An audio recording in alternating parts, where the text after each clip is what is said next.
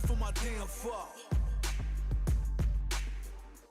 So let them pray for my damn fall. Cause I know I'm gonna make it. The crown is for the taking. I said I know I'm gonna make it. Yo, I'm tired of playing the sidelines. Gotta make my own highlights. It's time to heat up for the fight of my life. Show 'em what I got, cause you know that it's my time. Brought till I fall, boy, give it my all, boy. Got me feeling like I can fight them all, boy. The time has come, the bell is rung. No weekends here, you know that I'm a star, boy. My blood, sweat, and tears. I've been struggling for years. I'm saying I'm one of a kind and they ain't built them like me. Vision myself a champion, one day I might be. Proud of what I see from the man in the mid. A real freedom fighter, got a problem, what's the deal? Everybody know that I always keep it real. I fall down, I get up, I keep pushing still. They recognize I'm a champion. I did it all, even what they say can't be done. I wear my stripes proud, I raise my flag high, and I'ma stay free till the day I die.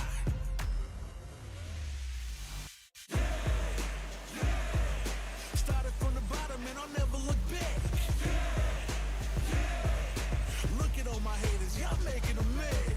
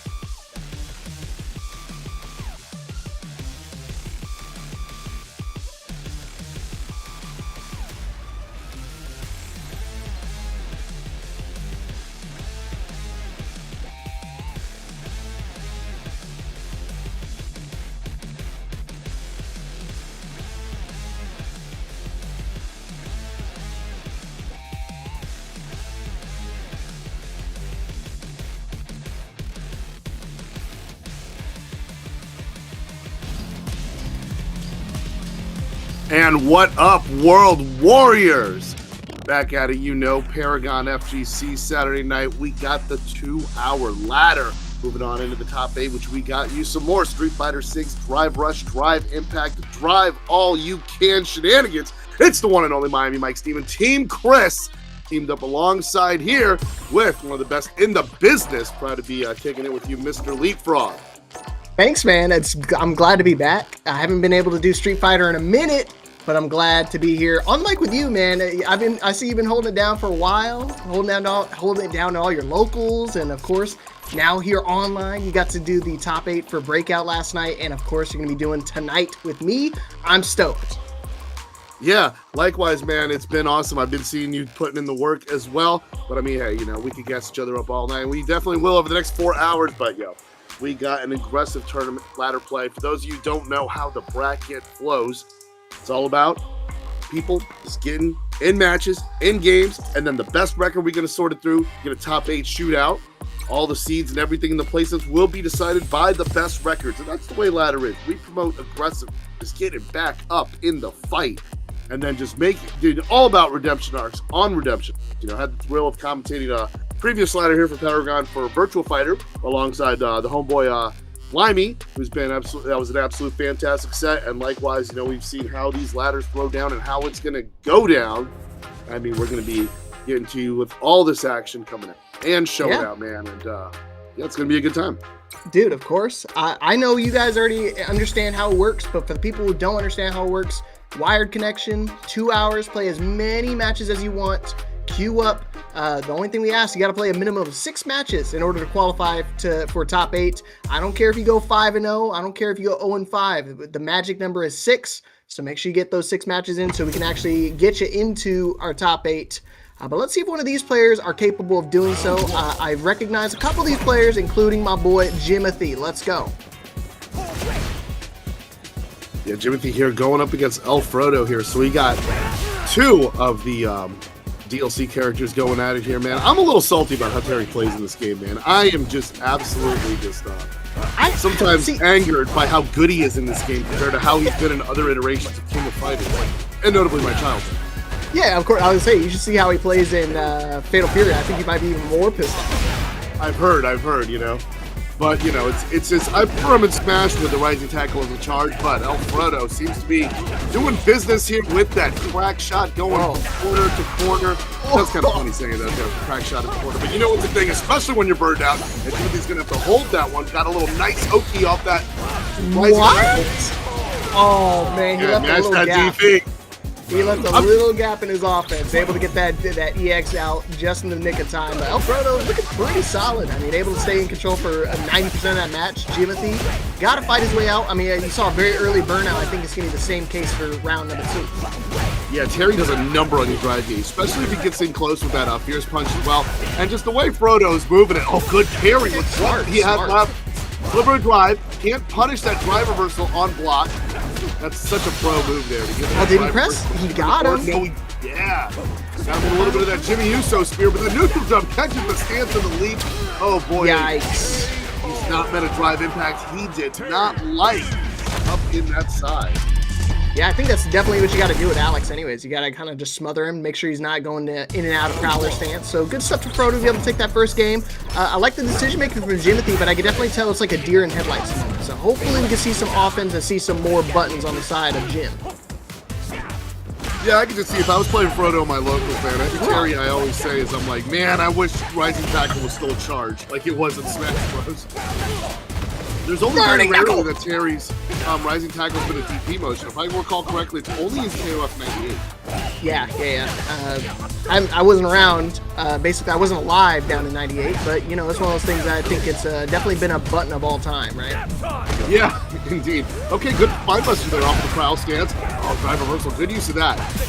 Taking on those loose block strings, creates some distance there, but see, Frodo's running out of drive there, so he's trying to zone out a little bit with the some shots. It's a bird Nice. Yeah, hits that gas with it.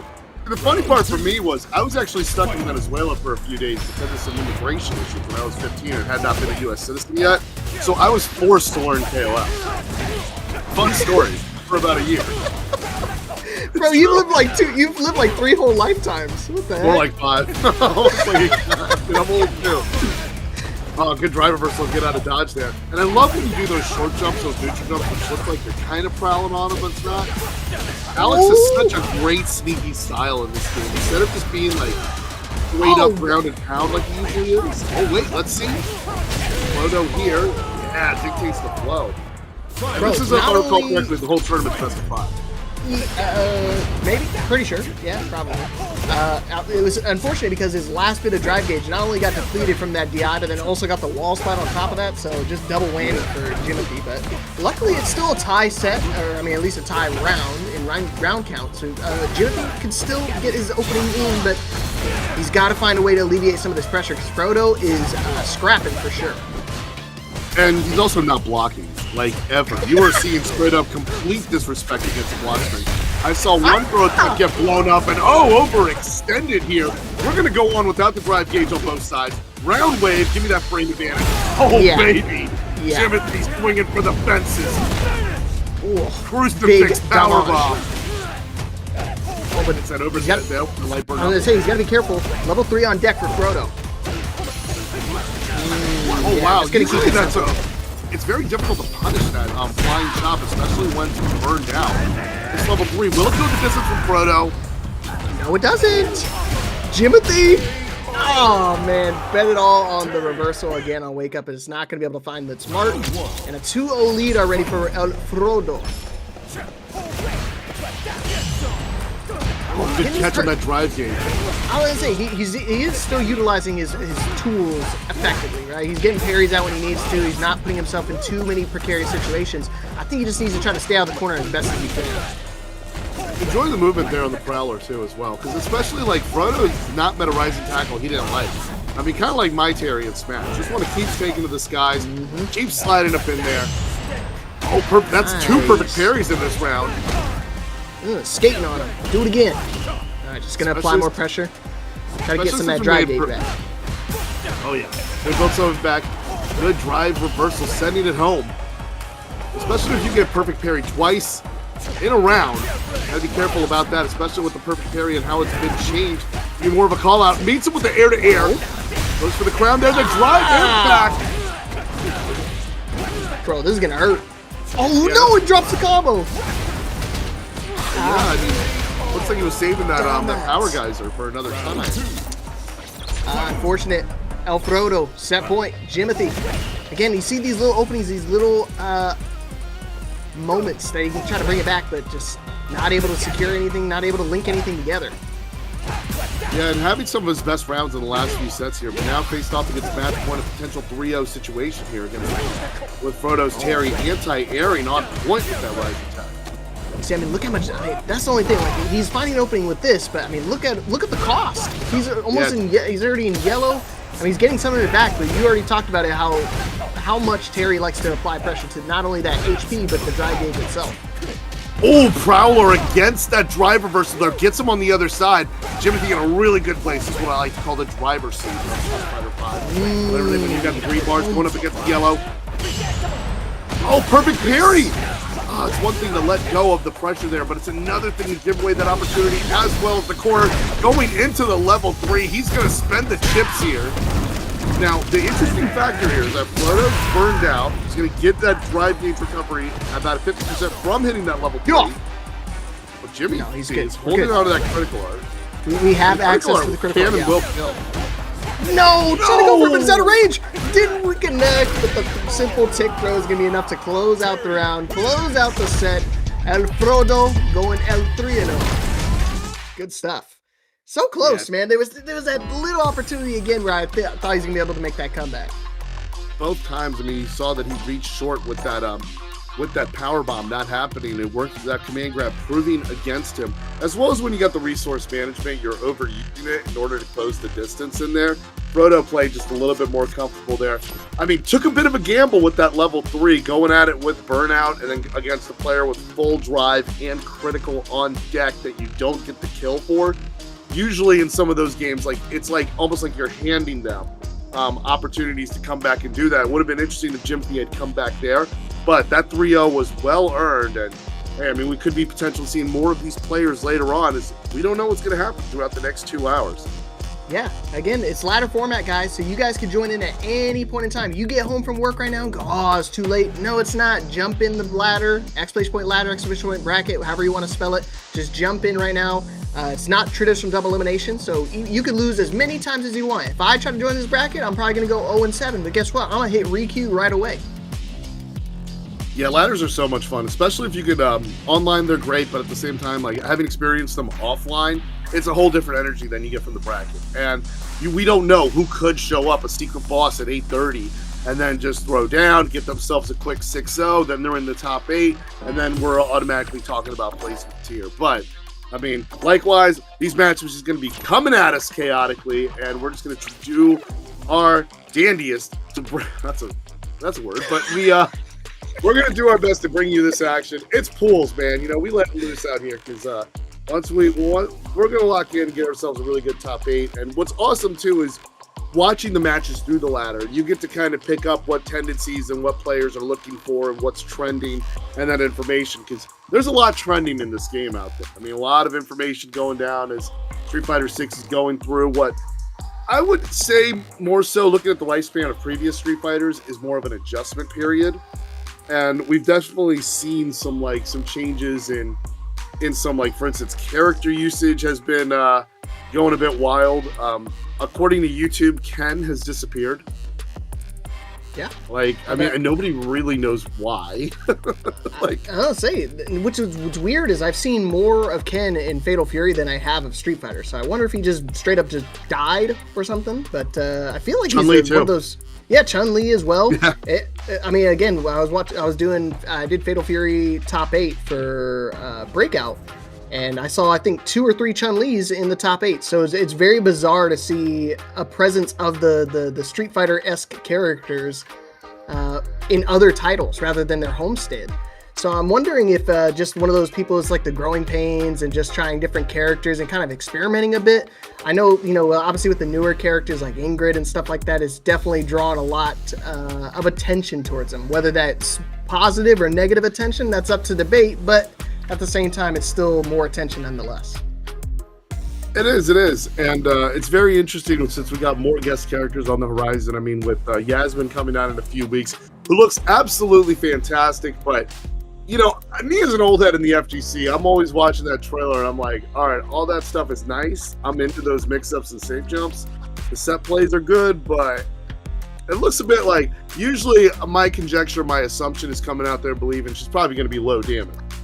So it's like, but I mean, if she could stay like just with that bratty set play style like Mai's been rising up the ranks with, it really is going to dictate like what great, amazing things are on the horizon. And don't forget, we got Tifa Lockhart out there, so it's definitely going to bring some new blood coming into Street Fighter because Tifa, people will go distances for Tifa. Okay, Tifa is built different. All right, they talk about Sabin suplexing the train, she suplexed the root and weapon. All right, they that's canon, bro. That's canon. So. With that interested, I mean, what are some heavy hitters like a Zangief or or a Blanca out there, like, or Sagat? Like, how are they going to stand tall against her, especially when she got the materia loaded up as well? It's going to be a fun time in this game. I'm really curious how Yasmin's going to play. I think, like you said, I think Death by 1,000 Cuts is definitely going to be her MO. But just her overall design, so unique, so cool to look at. I love originally designed characters. I know she's going to be an original coming to Street Fighter, so I know a lot of people are super excited for that. And of course, you already brought up Tifa Lockhart. I know a lot of Tekken heads were super disappointed to see that because, they wanted her first. They wanted her badly, more than ever. And I think Street Fighter definitely got the W in that regard for picking up one of the most anticipated guest characters in any of the fighting games that I've seen in years. Yeah, and honestly, to those Tekken players, I don't care. Like, you got your Final Fantasy characters before. I mean, it's just, I'm sorry that, FF15 didn't hold you over that much in particular. I mean, I didn't play 16. 16 was gas. So, like, I'm great. I don't know how Clive plays in that game, but yeah, Damn right, we got Tifa. You know, He so said, damn right. go petition out there to maybe get your Yuffie or Yuna, or I mean, there's a whole lot of favorites of the Final Fantasy franchise, you know. But if it were me, and like I was hoping the scraps go to the Tekken community, you know, maybe you get like something like Hope from FF13, or Param and Palam from FF4, or maybe Furion from FF2, or Bartz from FF5. Hold that. Yeah, Ragnarok said Cloud. I would 100% take Cloud. That would be fire. You know, he's actually the best character in. I just recently beat Final Fantasy Tactics, the Evil East Chronicles, the remake of it, and they made Cloud. Like Cloud originally, in my opinion, sucked in the original version of the game, but in this new version, they made him godlike. So a guest appearance from Cloud will definitely move some numbers. But I mean, I am loyal, tried and true to Tifa. I think she's a fantastic fit for the game as well. I mean, considering that I've always believed that her archetype character in Final Fantasy VII was that of a monk, which is always like the karateka martial arts master as well that we see, and plus the installation and the usage of materia, because that's another thing that's very fascinating when you look at what Ingrid has brought into the game, and you look at what other characters that came in, as well as Viper with the use of the super jump cancel, as well having that consume the drive gauge and how that plays around with the drive gauge economy. I think Viper is a very strong character in that regard, because so this game will still continue to invent new mechanics and everything, and like we saw leapfrog with Street Fighter 4 and Street Fighter 5, the change in V-shift, or in Street Fighter 4, the changes that came with red focus and delayed wake up, and how much that applied so much to a meta that really welcomed breathing a new life. But here we go, back at it. Obito versus Holo. Yeah, I was saying, bring it back to new life. We got a Marisa on screen. I feel like Marisa kind of went quiet for a very long time, and all of a sudden we have like this resurgence of Marisa mains. I mean, you can't go wrong with what I was referring to last night as mommy damage. But again, like, Cammy definitely referred to as the mommy damage. But if Cammy can go, that's what I'm talking about with Marisa. When she hits you like an absolute truck, she catches you with that low strong, goes into that string, into that phalanx. I mean, her stand roundhouse got a little bit nerfed. I believe it's a little bit more whip punishable, if I recall correctly. But at the same time, like, it's mommy damage, bro. That's what it is, mommy damage. You know, I will probably never call it that, but I will agree with you wholeheartedly. Big shout-outs to my man 3 Till Later, dropping $25 of his own money into the current Matcherino. We only got 37 codes left to help us claim those codes, and let's get that money up and our funny up at the same time. Yeah, we appreciate you for that. Increasing the pot, increasing the recognition, more for these players to play for, more to get it on there. So, Holo versus Obito. Going with the post-game there, because usually the range will favor Marisa, in particular with being a little bit more rewarding there. But Obito fighting out of the corner, gets that neutral jump there, but Cammy's got a quick enough normal to negate that. Dang, does that say Holo's got 287,000 LP versus 23,000? That's crazy. He's grinding. I'm hard stuck bronze still, man. Yeah, I mean, High Master versus Diamond 4 is pretty much going to be like either one or two things. Like either one person plays ranked a hell of a lot more than the other person, or it could be that they float around with other characters. Hydrogen Bomb versus Coughing Baby, right? But hey, like we saw at Evo, you know, Ludwig was a platinum and Tyler was in the Masters, and we saw how that played out. Ooh. Okay, Obito. You be able to close it out? Yeah, good. Nope. Not quite, but we're just going to use it for chip damage. Oh, wrong game. Wrong game. No. Holo had a whole stock of that drive rush. There was no way you were ever going to get that burnout, get that disconnected. But Obito stands their ground with that jump back to be able to close that out. Ooh, that was scary. I mean, I think they read the wrong drive gauge in particular, and then saw that there was burnout in different directions. Yeah, I think that, I was gonna say, I think that might have been a mistake of just like looking quickly and just going, oh, spur the moment thinking, I'm just gonna do some chip damage, it'll be all right. Sometimes thinking too bright, too far ahead. You're playing 5D chess right now, but we're still in checkers mode. Snap the neck. I also forget, like, Cammy has a really nice command throw as well. I always forget about it until they just run up and do it to me, and then I just immediately throw my hands up and defeat. Yeah, I mean, against that hooligan, you really got to mix up like what options you're going to do, high or low. Oh, the failure of an anti-air, though, proving extra problematic. Obito throwing out that standing short there and then eating that jumping fierce. Not a button you want to give up to Cammy. Oh. But at the same time, you don't want to cross that bridge there with that loaded up Gladius locked in and ready to blow. Yeah, she hits like a truck. And now, okay, like I said, I'm still never going to call it what you called it, but I'm seeing the damage. Army damage. No, don't say it again, bro. We call it the, I'll try to find a pseudo name for it. I'm trying to print some t-shirts, bro. Oh, neutral jump against the drive reversal. Great bait. Got the drop, but wow. The burnout, but just not the wall crush. Yeah, double downs on it, but Obito's back in the corner, still in the danger. So level 3 on display. And third time is the charm, Frog. Olo goes for that level 3, and that's going to lead to the 2-0 lead. Man, so close. Obito definitely was fighting their best to try to get out of that corner situation, but Olo, again, just being so persistent with those DIs, just trying to make sure you get that either that wall splat or just to make sure you just chip him down. And now he's looking at a nice, comfortable 2-0 lead, so Obito's really got to do some heavy thinking here if he wants to try and make that comeback. Yeah, I saw that one coming. And look at the hacky sack there. Gets the knees, the stand short, drive rush to reset, into a safe jump. Corners themselves, though. That Gladius gets blown up there. But I wanted to point out that earlier, Frog. Oh, wait, let's see where this goes. Below? He blocks it, but he still swings into that next hit. Defense has got to be improved upon. If you're not ready for those lows, maybe start throwing some parries out. Oh, wow, what a bait. The side switch. Great stuff by Hollow. What I wanted to mention here, what Obito is doing really wise, and I want to see more of, is Hollow's throwing, like, basically that whole approach there with that walk forward, low, medium kick there. And Obito's still going to low crush that with the stand round. That led to a great sequence all the way up to the self-cornering, but let's see how much more that can play out. But now Hollow's on match point. And he's going to say, hold up!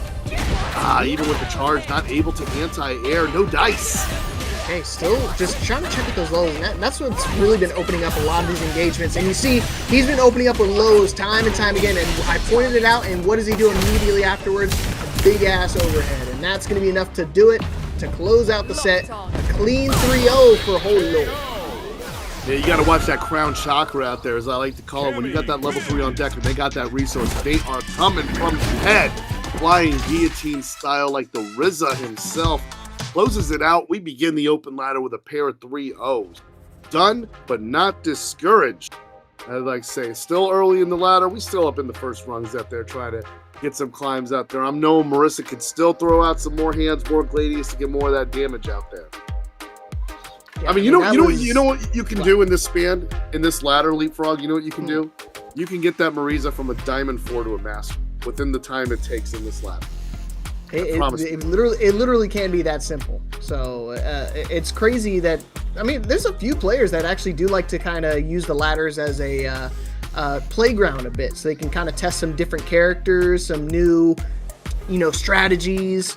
Aside from a few of our specialist players like Ruffian, I know he's going to be sticking to the Blanca throughout the entire night, but there are some players like EC. I know EC likes to play a couple different characters beyond the jury to see if they can handle the rough waters out here. Right. Yeah, I mean, EC's jury goes way back out there, but like I said, like you said, like a lot of people testing out some new mechanics out there. I think what that might lead to is maybe the instance of a pocket Ingrid here and there, because I mean, new character energy, everyone's got a pocket Ingrid, a pocket Alex, a pocket Viper. We've seen a lot of that throwing down there, and we'll get it closer. But hey, anyone can join at any time. This is the time where I know you're backseating out there, Stream Monsters. I do that too. And you're like, oh, I could have low crushed that. I could have confirmed that. I could have escaped that drive impact. Well, guess what? Get on that Start GG. Sign up and jump in. You can join it at any point of the ladder to throw down and get in on this top 8. I keep trying to tell people they don't use any of those excuses. I'm tired. No, nobody cares about that. We're staying up until DGen hours anyways. We're already playing. Might as well pull out the sticks and get to grinding, son. There's no other way you can get better. Yeah, and talking about them sticks, I just won this one over at Evo. with the White Claw mini tournament. I won it playing Shaq Fu. Wow. So you know, just it doesn't hurt to try. You know, I mean, did I prepare for Shaq Fu on my way to Evo? I would say that's probably the fighting game that I prepared for the absolute least. And for those of you who know, Shaq Fu is one of those games where the more you study the move list, the worse you will play. So I was just looking up gifs of Kazam and blue chips and that, where everyone else is looking on game facts for how things work. So, you know, you don't know until you try out there, and then you bring home the hardware, and that's what it's all about. Because really, I mean, that's what makes this community so great. We out there just trying to prove ourselves, trying to get better, man. And likewise, if you just want to sit back in the crowd and support the players do, hit us up on the Match Arena. We got more coaches. All right, up next we got our boy Dummy 420 going against 10 Luka. And I ain't talking about Doncic. I'm talking about the Terry Bogard Luka. Yeah, rocking that classic Mark of the Wolves fit there. You know, immediately lets them know what it's about. The two things that Terry opponents love. That immediate round start burn knuckle, and then that drive rush to the stand fierce. Yeah, you got to let them know it's there, right? Because if you don't establish that presence early on, they're going to be disrespecting you. So you got the confirm off the punish counter, but he's not able to get the combo. But it's all right. He gets it a second time around. And Doomy stuck in the corner in a tough spot. Tried to go for a throw, winds up whipping, but it's okay. We're back in the center stage. Yeah, those shimmies there proving problematic. And the real problem button here that we just saw Luka get a lot of mileage out of is that stand roundhouse of Terry. Very rewarding here. But now Luka running out of gas here, but confirms that crack shot to make the burnout. Not a big deal as he takes the first one. Wow, just do it. What are you afraid of? Are they gonna try to punish you? Nah, that ain't on his repertoire. For Terry Bogard players, man, it's just another day in the park. Is this Rising Tackle Awareness Day for Terry players here? It's gotta be. That's like every day. It's only, actually, no, it's not every day. It's only on days that end in Y. I think there's about 7 of them. And then it's been from off the counter hit light, gets into the medium, burn knuckle for the quick point. That's always great, you know, when you're up against a jury player and you're able to go pound for pound, punch for punch at the same pace as her. Because, I mean, jury players, I mean, I feel like Jury and Luke is kind of the primary culprits for why this game is off the 3 out of 5 in tournaments, just because they really push the pace. Yeah, it's weird how those two characters in particular have a very strong presence when it comes to like dominating these first of 2 matches, and then like for some reason they just lose it all entirely when it comes to the remainder of the match. Yeah, and then leaving those block strings there with the range of a stand jab or his low forward there create more openings for Luka here. Can Dummy get the burnout? Oh no, uses the feint there, but the pinwheel, an excellent anti-air. It's all good. Watch, we're about to do some craziness. About to be able to close it out. They're teetering on the yellow here. Dives forward with the burn knuckle. Good block there. The air-to-air leaves Dummy on one sliver left and catches that low forward. Luka able to find its mark. Yeah, Luka one step back, 3 from the logo away from going up too low. Oh, a shimmy of his own. He's got 2 stacks, so we're going to try to spill. We got 3 now. Another one. I'm telling you, we're just spending it like it's going out of style. Playing the neutral here. Again, we still got access to 3 stacks for Doom, so I'm wondering if we're going to try to utilize those at any point in time. It's kind of hard when you can kind of just jump over the fireballs. Yeah, this match has slowed down a little bit. Looks like it's favoring Dummy little by little. It's coming to that molasses crawl. Telling Luka here, I don't know or care if you paid $60 to block, but you will wait your turn. Mm-hmm. And another, you will respect me. Oh, good punish on that overhead there. Yeah, to see that coming and map that out. Give me that jump in of that sweet chin music. Let's see the feng shui. How you like that furniture rearranged there. Keeps it going there into the 11 hits. Oh, more than like for the action doesn't top the tree. Okay, again, just applying more pressure. Still got one more in case he wants to try to go for another one, but it's all right. The perfect parry is there to save the day. And we still have access to a bar of meter if we want to try to utilize it. We're just going to save it up for another, maybe a low confirm. But 10 Luka fighting his way out the old-fashioned way. Yeah, look at using some of those pokes there. Trying to walk down, holding on to that parry for a little bit. And jury players, as you know, never met a drive rush date in the night. I don't think this level 1 is going to get the kill. Does not. Burned down with the corner pressure there. That means Luca is going to go corner to corner selling crack shots. See what I did there? I was aware. I froze for a second and then heard you finish it. So I was You're picking up what I'm putting it down. All right, Luca continues with the drive gate. Doesn't go coast to coast. Not enough for the crush. That's what he was banking on there. But a little bit of that inch, and you know Dummy takes an inch, takes that mile, evens it up 1-1, despite being on the ropes, facing against that 2-0 deficit. Yeah, dude, that literally, if he had gotten just like 1 millimeter closer to get that wall spot, it could have been a completely different match. But, you know, by the skin of his teeth, Dummy's able to tie things up. And now, it's one of those things, how is Luca going to try to close the gap now? Because it didn't work that last match, and you know what, doesn't matter. It's a rising tackle, don't even care what you could throw Yeah, out. that was great temper there. Let me see with that shimmy, though, where it takes it. I wanted to also point out there in that situation, though, normally when you get those kind of sequences when you're burned out, something to do is to take that stand jab and then maybe fit in a backdash there, because the opponent is not following through with the timing of the string if they get the hit. But seeing that there was no HP left on the table, Dummy had to play it even more patiently than ever. Okay. You want to talk about playing patient? Now's the time. You can't even take any bit of chip damage, otherwise you will suffer defeat. Gotta be careful. But again, he's still got access to resources too. Yeah, drive gauge in a good place too as well. So he's gonna need Luca's gonna need to wear down a lot if that power guy is gonna come into the conversation or the buster. Gets set back against the wall. Sweet chin music on the step back there. That stand fierce just clocks it against the chin, and Dummy is on the driver's seat. I just hear the WWE announcer. Dear God! Sweet chin music! Range 2! Closing out the round. Shout outs to Jim Ross. God is my witness. He is broken in half. That man has a family. It's good old JR putting on more of that barbecue sauce. Empty jump throw. That's what happens when you hold on to the parry too much. And the level 3 on wake up. That's bad news, but not enough feeder on W420's side to finish the job. Gonna need a little more, maybe a trade or a chip. In this case, the pinwheel protects the skies for the 2-1. Yeah, you want to talk about putting that barbecue sauce on? Must have been Sweet Baby Ray's, because that was a nice little attempt at jumping in. But Dummy, 4 steps ahead of you, able to just close out with a cheap heat, little anti-air, and now takes the lead in the set.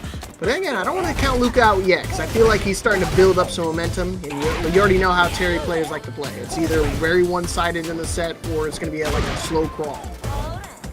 Yeah, they feed like the wolf he is in the namesake of Garo Densetsu. Bird Knuckle there for a big surprise. Yeah, I mean, with Terry, like, one stand roundhouse away could really set things back. The Dummy says, this jury's got a DP. He's going to use by himself a little bit of that distance. Yeah, I think they're definitely starting to feel the pressure a little bit in the corner. And since they had more than 1 HP again, so they actually felt like they could have played a little bit more risque. I mean, you got to talk about risque. You got to be careful with your drive gauge getting very low on both sides of the coin.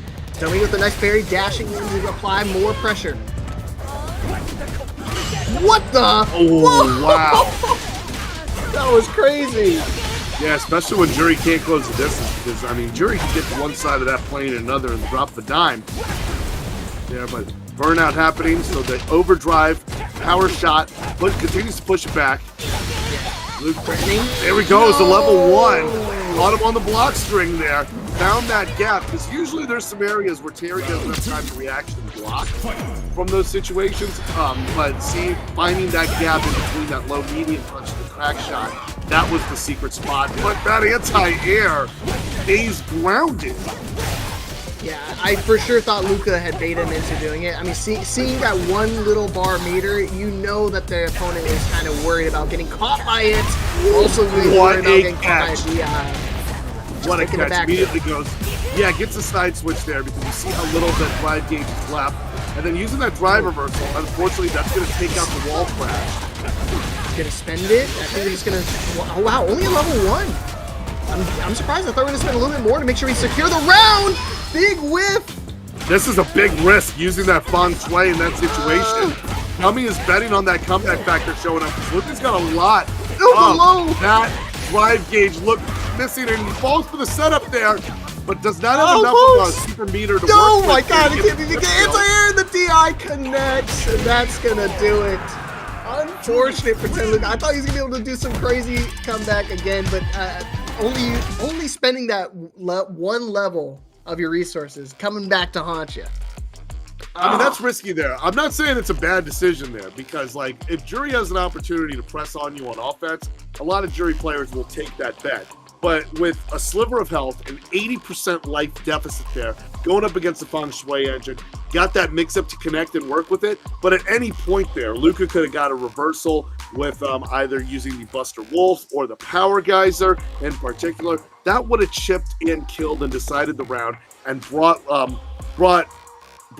that last round in particular with the super meters going in a different direction there. But I know Jury players, you love to gamble, and in that case, it paid off. I wasn't saying it was a dumb decision. I was just saying it's a wild one. I tell people all the time, like, listen, there's no bad decision. It's just a decision, right? You're always going to have that hindsight, and you're always going to say, wow, I should have done this, I should have done that. But that's the thing. If it worked, you would have looked like a genius, because then you would have gone to the next round with some resource, and you've been like, man, I'm feeling good. I'm starting to build some momentum, pendulum swinging my way. It just, again, it's experience, and it comes with it. And I'm not too worried about it because, I mean, Ten Luca did finish top 8 last week, so it's not like he's not foreign to the experience and foreign to the high-intensity situations. He actually finished 3rd last week. So, hopefully we see him again. And again, it's ladder format, so you have plenty of time to make your adjustments and get some more matches in. Yeah, last week, and we saw Holly finishing that first place there, EC in 2nd. And, yeah, I mean, I'm looking at these results here from the 12th, and what we have is we see Cammy, EC's Jury, Luca, did finish 3rd place. I couldn't read the Luca on the sign. That's just me and my eyesight. But yeah, Luca with the 3rd place finish with that Terry. Hopefully we see more of that action coming out there. He even had that comment, thanks for the turn. He had lots of fun, That's really a nice way to say, thanks for not blocking, suckers. Mm-hmm. That's how I usually... What? I watched the original Iron Chef, man. I understand polite trash, okay? See, I'm still, like, I mean, I know I've been around for a couple years now, but I'm still foreign to it. I'm not an old head like you, where I've seen the origin stories of a lot of these players and a lot of, like, play styles. I grew up playing first-person shooters, so I'm used to just trash talk straight up to the face. And whenever people just say GGs and they extend a handshake, it's legitimate. So sometimes I fall victim to the fake kindness.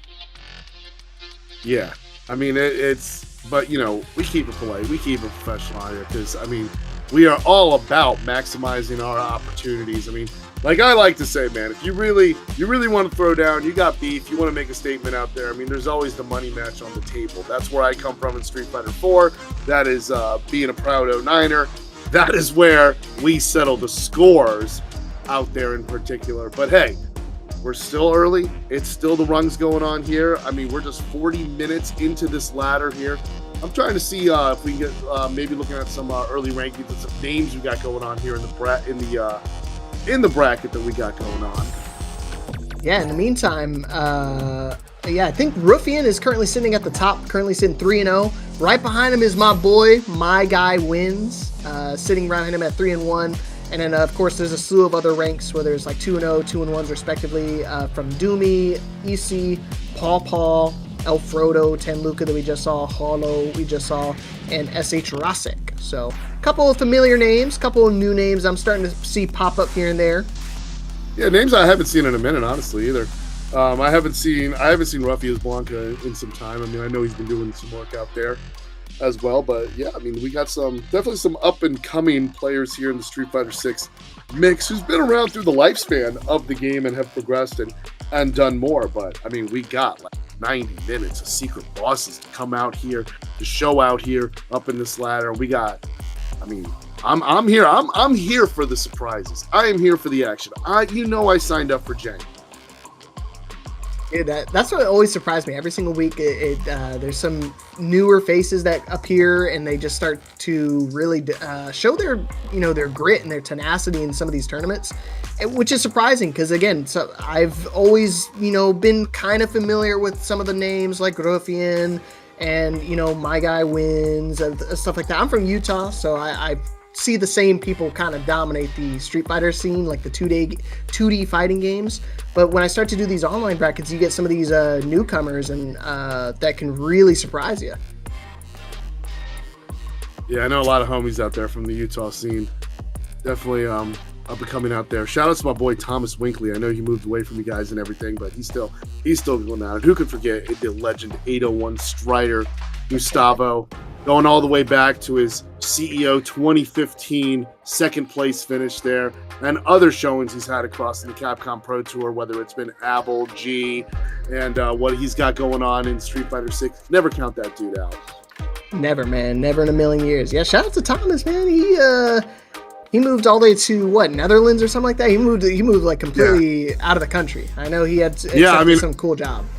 I know I'm gonna date myself by saying this, but like I used to commentate with the dude over in the Reddit tournament back in the day as well. The Reddit Street Fighter 5 days as well, man. Those were some interesting times, especially during COVID when we got those moments where we got Kotaku coverage and not exactly in the positive way.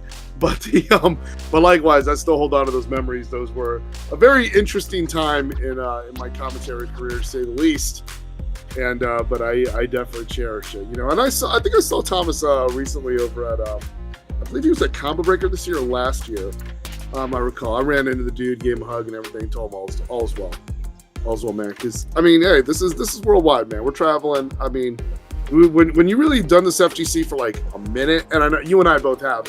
We got our names across like doing it, and you really start to feel like how really connected this community is, and everything. It feels like a sense of extended family. And no matter what I'm doing in any major, any tournament, what I got going on, it's just the feeling, the vibes of just running into people you've seen a minute ago and just making up new memories. And there's always stuff to reminisce, but there's always that energy that you want to write a new story, forge a new chapter, and just move forward. As we're seeing these players climbing up that ladder, see who's going to make that top 8 at 9 o'clock.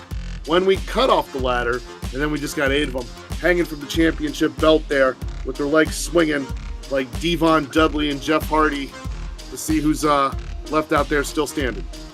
And you know what this cool thing is, Chris? Like you talk about forging new chapters and stuff like that. There's completely brand new titles up and coming that we haven't even talked about yet, too. I know Paragon's going to be one step ahead of you. Khalil's got our backs when it comes to the new titles, like including Marvel Tokon. I know that one's going to be very anticipated. Definitely one of the most exciting games, I think, to come out in a while. I would probably say, depending on how the launch goes, maybe Game of the Year, maybe. Fighting Game of the Year for sure, but I wouldn't even put my money on Game of the Year. But you see, Marvel Tokon Open Beta Tournament, it's going to be happening July 26th. Same 2-hour window as per usual, starts at 3 p.m. Eastern instead. So a little bit earlier, but you still get your games in, still get your money up. Oh, it's going to be awesome to see, because one thing I really like about it is just the shared HP and that whole aspect, because I've always wanted like a Marvel fighting game. Don't get me wrong, I love Marvel, and they've had some great fighting games out, recent and in the past, but what I love the most is seeing an actual team superhero showdown that actually fights and functions like a team superhero showdown.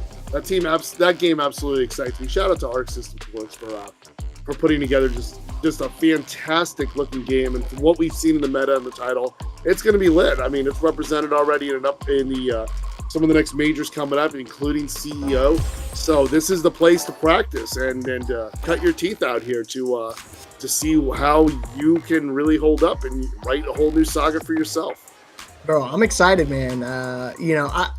I'm not a big 2D fighter, but Tokon was one of the ones that kind of opened my eyes a little bit, and I was like, hold on, this looks kind of fire. I know I'm a big Spider-Man guy myself, so at that point I'm definitely gonna be Spider-Man leading the way, Green Goblin shortly behind him, and of course Ghost Rider is gonna be my OG. It's not a Luke Cage Ghost Rider, but it'll be good enough for me. Oh, there's definitely a lot of fun versions of Ghost Rider out there as well. It's good to see him coming back. I'm a huge fan of Green Goblin, just OG Spider-Man characters, people that I grew up with. It's always I grew up with some of the comics out there. I'm kind of one of the people that my friends ask for to predict or tell you what could happen or is going to happen in the in the MCU in particular there. So it's definitely going to be a thrill to do it. And yeah, this is the place to be to continue leveling up for that. I mean, and that's what we love about ladders too, man. Because even if you're new to competition, like a lot of times brackets can be difficult for people because you got, when you're trying to overcome that hump, and we've all been there, of not being 0-2 and just being able to grind and climb your ways out there. Ladders give you that opportunity where even if you do lose those 2 first matches, you can just continue to take on more and more and more as it comes around. And you see other tournaments do similar things like that. Like, I really love that TNS has that 0-2, 1-2 supplemental bracket that originally was also done by that Reddit Street Fighter Tournament Weekly that happened as well. And those opportunities that come about, which has just fantastic play and really adds more to the competitive landscape, so to speak. Because I don't know about you, but every time when I get an 0-2 going in tournaments, they happen, man. We dig with it. You got to hold that L, do your homework. But I always feel like I want to play some more. I want to play. And often when I sit down and play some casuals throughout the rest of that tournament or play some ranked the rest of the tournament, it still doesn't quite satisfy what I'm craving after I got eliminated from that tournament, because I still want to have that competitive pressure. So when you jump into a ladder, it's a lot of that all you can eat, and I mean, frankly, get eaten, and get beaten out there, and it's just endless opportunity. I mean, we can't preach it. Oh yeah, to satiate that hunger of just wanting to play in the bracket and stuff like that. And then, yeah, you already hit the nail on the head, man. Whenever you go 0-2, I punch the air, I throw my controller across the room, but you know what I do? I go pick it back up, and I'm like, all right, let's go. I gotta play some more. I'm not done. I didn't hear no bell. So that's why I love these ladder, tournaments, because then you can just play as many times as you want and still feel that intensity of a traditional double elimination bracket, still getting that good practice in. Or you can do it like me and just play a completely different character each and every time and just hope to the gods that they can match you against somebody who doesn't know your particular character. Right. Capitalize on those opportunities. But it's all about that endless grind. Like, each tournament is not the end of the world. As we preach and say, support your locals, support your weeklies, support your monthlies out there, because you just continue to just battle test your approach and your climb over to greatness. And we see where it is. Got another matchup coming your way. Oh, my bad. I didn't mean to cut you off. You're good. I forgot to tell you guys, if you subscribe or gift a sub to any Street Fighter channel, you also get the Jamie EX color for her second outfit, or outfit 2. So if you got a sub, you got a Twitch Prime sub lying around, go send that over to us, or to any Street Fighter channel for that matter, so that way you can get your, your little custom, your little extra character costume for Jamie. Yeah, because I was hearing some sounds over in the menu there. I knew we had another one queued up, and here we go. My guy wins, but you mentioned earlier with that Ultra Master ranking there, walking forward with that Manon on the outfit 3. We love to see it. Toaster here. Dude, honestly, you see the name of My Guy Wins, you think of some, just this big masculine dude. No, just some tiny, teenager, this kid, very unsuspecting. Dude's a beast in Street Fighter, though. I mean, most of the 2D games he plays, he is a very, very top-level competitor. I mean, yeah, that 2000 MR isn't enough to strike fear into the opponents here. But let's see how Toaster can walk forward. He's kind of, based on this gi look out there, empty jump throw. Got the 4 medal count on the first round. My guy wins. My guy builds up. Now you're going to be holding up and backdash against those strings there, because now she's got that Zangief power when it comes to those throws. And there's the 5th. Here it comes. You gotta stay agile here. You do not want to catch a level 5, because that will hurt. I just remember CEO on launch. We were at the arena where my homeboy, Sticky Fingers got top 8 with Manon there, and the whole crowd in the arena was counting out each time the medals hit. We were 4, 5. Oh, baby. Wow. Yeah, not the critical art. Not going to sing to it, but it will get the job done in particularity. Yeah, see, and that's what's insane with the way he plays. He always threatens very early on. He's willing to sacrifice optimizing combos to make sure he gets that guaranteed stock onto the medallion. Oh wow, and Toaster, you see no more playing around. Immediately swaps over to the Bison, immediately goes to the top tier. We ain't playing no games. Yeah, and in case some of you in the chat are like drawing pictures of me wearing a tinfoil hat about what I've been saying about Ken getting dropped lately, I love Ken, don't get me wrong. He's great, and I definitely think in the lore he definitely is innocent of the murder he's accused of. But at the same time, like, one of my favorite creators, this Egyptian dude named Makmura FGC, has great content on YouTube. And like he was talking about in particular how like Ken's seen a drop in competitive play and success in win rate and rank as well, and he's trying to investigate why that's significant. Like, let's see if the switch over to Dictator can prove to be the way here. Yikes. Yeah, see what I'm talking about? Just going for instead of going for the optimal punish counter, he's just going to take the throw and get yourself another stock on. And again, I don't necessarily think it's anything wrong with Ken. Like, I don't think Toaster played bad in that last set. It's just my guy wins, just plays him anon. I think power scaling amongst all the characters, even the new DLC characters like Ingrid and stuff like that, just really threatened his, generic playstyle. Oh, you see that? The Skull Crusher, the follow-up of that head stop there, leads in the wrong direction there. And my guy wins again. I mean, similar to before, has that 4 metal count there to work with. Going for the dome. Yeah, you already know he's hunting for the 5th. You really want to be careful anti-airing with a parry against Manon. I don't want to say that's a bad decision, but it's a decision. Well, it's a commitment there, especially when that metal count is that high. It doesn't need to go for the 5th. And see what I'm talking about? Like, we're so hyper-fixated on the medallions and trying to not get command throw that you always forget about, he's got all sorts of other resources he can utilize, whether that's the drive rush or the actual super meter as well. The big-ass level 3 he already caught twice. Got to pay attention for those. 2-0 lead for my guy wins. I gotta say, too, another thing is it's very ill-advised to drive rush against some of Manon's strings as well. She's got a way, for lack of a better term, to reset her footing and a good way to counter back against the drive impacts. Oh, but let's see here. Nice. Brave Toaster here with that comeback here. Comes 2-0 deficit. One more. Oh, the drive impact, not enough HP. Toaster not only survives it, but gets out of there with perfection.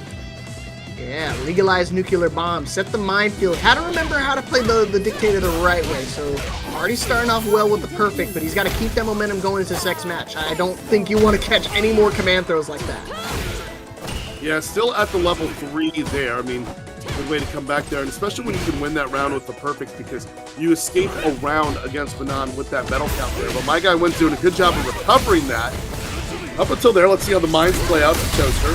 Oh, wow, great. That was so precision timed.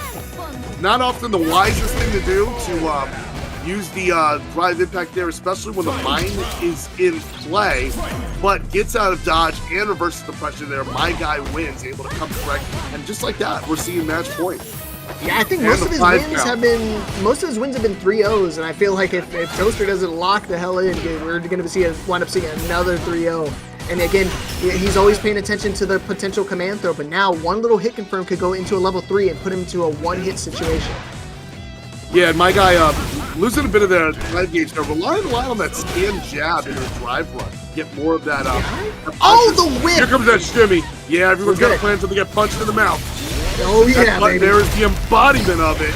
Now, using that super there to slow down the incremental rebuild of the drive gauge, and gonna get one mix up here. Takes the skies for the overdrive head stop there. Toaster gets out of dodge. Sorry, my guy gets out of dodge there. He can get around on the board unless he catches a low. Yeah, nice low confirm. Keep the combo simple, and that is gonna do it for the set. Yeah, with the critical art, we get some extra scales there. She is singing. My guy wins, being able to carry a tune over to the 3-0. As Rakim would say, check the melody. Get him out of here, man. That dude's just plain disrespectful. You see him doing the little taunts at the start before we even get it going. But good stuff to my guy. Still playing as dominant as per usual. I think, no, he didn't play last week, so didn't get to finish in the top 8, but still always threatening and looming with that Manon. Definitely one of the stronger Manon players that we have here, not only in Utah, but just in the States. Yeah, I mean, she's not a character that is highly represented. I mean, outside of the most notable player with her being Idom, who plays like a similar style to what he had going on with Lauda in Street Fighter V back then in particular. But, I mean, it's curious to see how she fits into this meta in the current state of Street Fighter 6, but showing absolutely no problem there against against both Ken and Dictator coming up from Toaster there. But hey, done but not discouraged, man. Let's see how more of these records play out. We got more people jumping on into the bracket, into the ladder, trying to see better. I mean, better late than never for sure is the way we like to say it here in the ladder. But at 9 o'clock, we shut it out into the final 8 there that we're going to continue to run to all the way to. Yeah, but of course, we look at the top standings at the moment. Of course, I was already talking about EC and Ruffian. Paw Paw, my guy wins, all dominating with only 1 loss to their name. Dummy 420 as well. And again, closely behind him, we got names that we've already seen, like Tenluca, Alfredo, and Rasek. So hopefully we can see Rasek show up. I would imagine Rasek is still main in the Bison, right? I haven't got to see him in a while. Yeah, we will see. I don't know if I can confirm that at the moment there, but hey, you know, you never have too many dictators in this bracket, as has been the statement for the course of Street Fighter that we've seen. Oh yeah, it's par for the course when it comes to the how strong that character can be. And it's unfortunate because, like I said, we were just talking about how Ken is underrepresented, and we got to see a Ken, and then what does he do? He immediately swaps over to the Bison. So not a whole lot of gameplay we can kind of gauge it off of, but I think Toaster felt the pressure early on and recognized like, okay, I need to pull out my strongest character against this guy because he's starting to hit me with some of the cheap stuff that I know I can counter.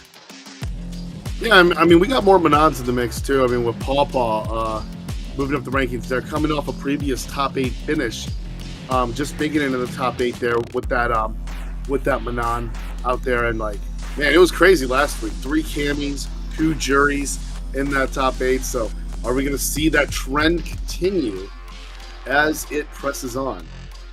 That's a lot of cami. Wow. Would not surprise me. I wanted to ask you, did you see that Twitter post about like the most improved players for Street Fighter? No, I haven't. It would be interested. I think I've seen some players who were like straight up trash when this game came out, and now they're getting out of pools now. My vote would probably be, one of my favorites is Poison Cusco. When I first saw that dude, he was modern controls doing 3 straight drive rushes into an SPD in a row. There's actually a profile picture of me on Facebook where I'm yelling like this. That's me screaming at him in a team battle that he cost me. Wow. But ever since that, I mean, the guy's been like securing like top 64 finishes out there.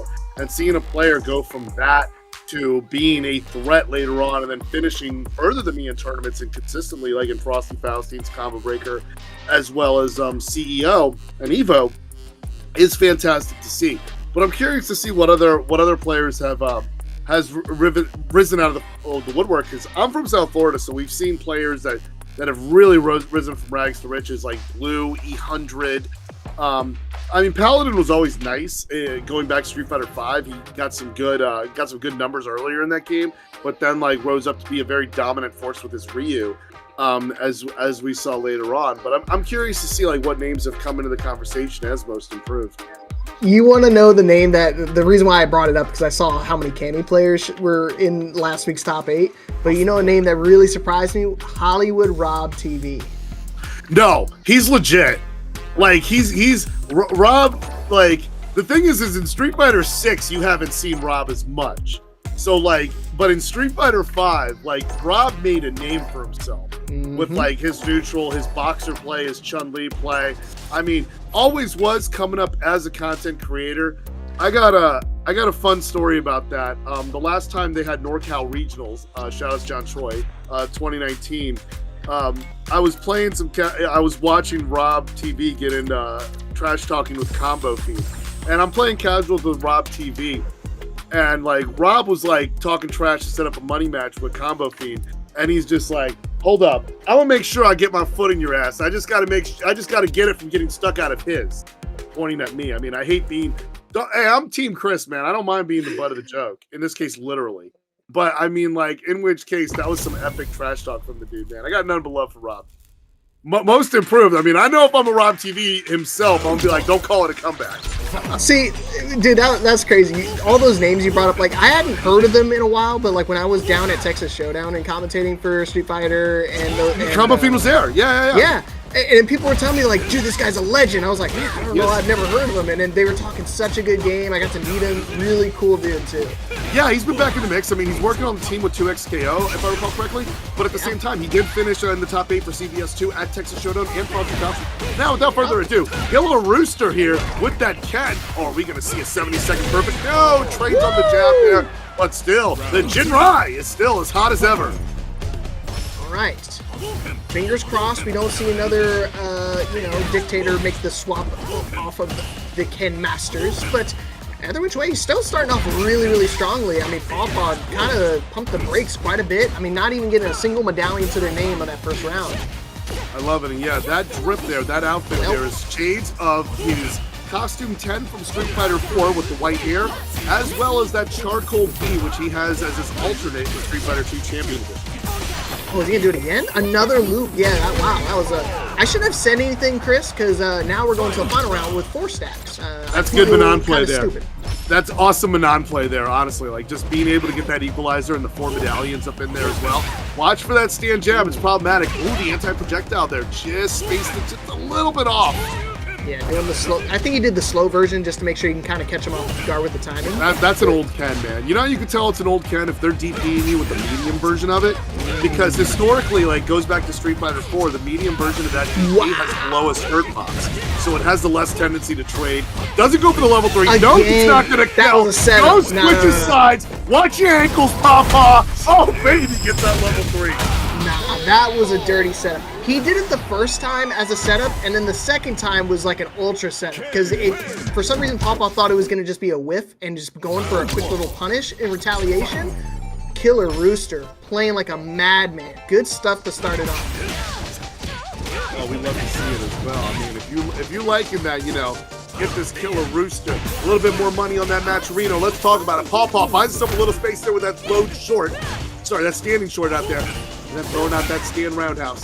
Oh, see, again, missing on the anti-projectile there. That's not going to discourage him to keep chucking that plasma. Keep him coming, baby. There's plenty more of it. More Jinrai into the Shoryuken. Ooh, into a parry as well, just to make sure you respect my offense, respect my defense. All the same, but a big whiff from Pawpaw. Luckily, as a short combo, so not able to get anything big off it, but another tick throw is enough to be able to put into a 1 HP situation, and the fireball will be enough to secure it. Yeah, especially when you see that they're coming short of that timing to go through the projectile there. That OD fireball for that setup. It gets the kill there for Killer Rooster. Pawpaw showing no respect there, waking up with that low jab. It pays off. And then drive watch the on come at me, gonna vortex him out there, get that metal count to a 4. Like the bird out, go. Yeah, they usually like to get after that command cut. They like to see if they're going to be holding on to a crouch block there. So that's going to be dipping for that overhead. But look at that drive gauge disparity. Wake up level 2 though. No, sorry, that was level 1. Okay, still good. Still in a good spot. I mean, we still got a pretty significant life lead, but you gotta be cautious. I was gonna say get a little greedy trying to go for that. No dice on the reversal. I was going to say a critical art would have been enough to actually kill in that situation, but Pawpaw still navigated it pretty well. 5 stacks on deck for a final round here, game 2. Pawpaw still challenging after those fireballs there, not being able to penetrate through some of the plasma there in particular.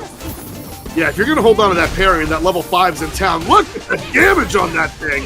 Oh no, the attention of those pokes, Frog. Ooh. Oh no! What are we doing? Why do we do it? Just do a regular combo. Stop doing the Manon stuff, bro. At some point, you gotta lock in, gang. Look, he did it again. I just said you can't do that, Pawpaw, and he just goes right back to it. Square in center, able to tie things up. But man, that got a little dicey. No need to go for any crazy shenanigans. You could have just confirmed with the easy level 3. When you leave that level 3 on the table, and this time around, fireball proving ill-advised, and Pawpaw couldn't have it hit at a better time. These conversions there gives Pawpaw a little bit more of that drive gauge to work with there. Now goes the distance. Gonna try to see to turn those yellows back into the green, forward on the gas. Okay, Killer Rooster, gotta get your footing again. Because, I mean, now we're starting to get a little, a little momentum, a little snowbally when it comes to the Manon. playing the range game. I don't mind this. I think you definitely got the poke tools that you can kind of try to out-poke a non-player. Especially you got them in the corner. They can only do one of two things. It's either this or that. Yeah, being able to slide out of those DMs. That one was the level 1 that we saw there. I stand corrected, folks. And fighting back goes Killer Rooster. You know, I love this because this Ken play is very fundamental. And like what they've been saying lately is that Ken needs a few more decisions here to go through some of the rounds, especially with the Jinrai nerfs. He seems to be have been impacted by that, even though that's been a while since that's been on there, but it's really did affect him in the meta. Wow, look at how much time he had on that air-to-air. To be able to score that jumping fierce in there. Ooh. Yeah, I was gonna say, if I was able to react to that, that's how you know you got a minute. Nice! Ooh, what a jump! Additional punish counter. Keep it simple, straight into the EX. Killer Rooster, again, able to take the momentum back in his name. And that's what I was talking about. You have to play aggressive. I know you want to play your fundamentals and all that stuff, but you still got to make sure you take your turn and take the advantages while you got them. And great awareness there to see, not just to deny I mean, he was okay with losing that round and making that decision, committing to that command grab, because he wanted to make sure to not go into the next round with that level 5 up in the mix. And if you could close it out and get that bait in there, all the more rewarding to do that neutral. So now, see, Killer Rooster here just needs one to win it, and we are on Manon stage to get the job done. Yeah, trying to go to the home court advantage. So far, it's paying off. Pretty good life lead, jumps over the fireball, able to get the punish counter, and you already know he wants to close it out with the throw to get yourself another number stacked up for the medallions. Yeah, he's looking like me in the side tournaments after I got turned away from pools there. I mean, just give me some hardware to go home with. I want the TSA guy to ask me what I played to win it. Of course, I did not tell them it was Shaq Fu. But can Paul restore the glory here and force it to a final fight? Oh, that's an unsafe box. Oh, what? What again? Dude, he did the full thing, the full helicopter, and he's going to go to a level 2. I like what we're seeing, because now he's going to put it into a burnout situation. Half HP for both of them, still dodging the fireball. Wow, because they did that move. Paw did that move before he even ran into the mix there. So he got that progressive spin again. Again, he called it out. And this time with the confirm on level 5. Lucky. So lucky Killer Rooster did not get the kill there. Paw just needs one big conversion here to tie it up to a 2-2. The level 3 is on display there in the event that Killer Rooster can also get another round here. Okay, we're good. 5 gauges restored off the train. Paw forces the equalize. Right. Finally, a final game situation. And of course, it's got to be representing some Ken Masters out here. And he's going to stick it out all the way to the end. That's what I like to see. Who's going to take it here in this ladder match? Is it boy Killer Rooster or Paw? Let's go. Oh, we got them throw loops out there. And then, oh, that meaty overdrive fireball. We saw that be a problem in previous rounds, continuing with that string going. But that's the escape option for Paw. It's getting that stand short there into the drive rush. Buys a little bit of the distance. Wow, the trades. Out of the sky. Big life lead now for Killer Rooster. There's a big whiff off the sweep attempt. There's a lot of whiff. Nothing in retaliation. A lot of risky whiffs. Stand roundhouses as well. Oh, God. We're good. We're fine. We're not fine. We're not fine, Chris. We are not fine. Oh, God. Level 3 medal count here. I don't know if it's going to finish. Oh, it does. Yeah, with the level, with 4 in there on match point. Paw just sees if he can go pew-pew to get this dub in the ladder. All right, Paw working on a big lead, not only in the set count, but then in the actual medallions department as well. And now you got 5 stacks locked and loaded, 30% of your life threatened by 1 command throw. Oh, you see those nervous jumps and waking up with the DP. What are you doing? Level 3 on deck. No song gonna get on vocal rest for that one, but the level 3 will convert. Let's see if it kills Frog. Done. And it does. Man, 180 turnaround for Paw. Took us to a final game situation and then just swept the competition in game number 5 with style, finesse, and grace. And some anti-projectile play that started coming in and working in the favor there. I mean, at first it really seemed like it was Ken time out there making me eat my words that I'm quoting off other YouTubers out there. But at the same time, we love to see how that rushdown showed out. I mean, especially when you had that side switch there. I mean, my ankles were broke on that one. Like I was just like, whoa! That corner reset there. A lot of great stuff coming through, but at the end, Paw just being able to stick to the guns, getting that metal count up in there, and then making the damage count. You love to see it.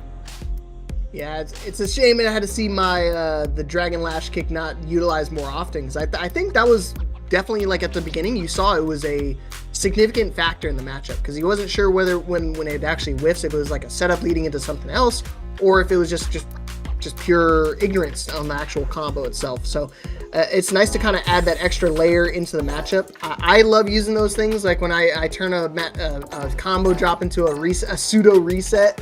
It really kind of helps fuel my fire beneath me, especially when it comes to momentum in this game. You could see how one-sided some of these matches can get when you get 1-2 consecutive rounds, and the next thing you know, you're looking down the barrel at a potential 3-0. Facts, Frog.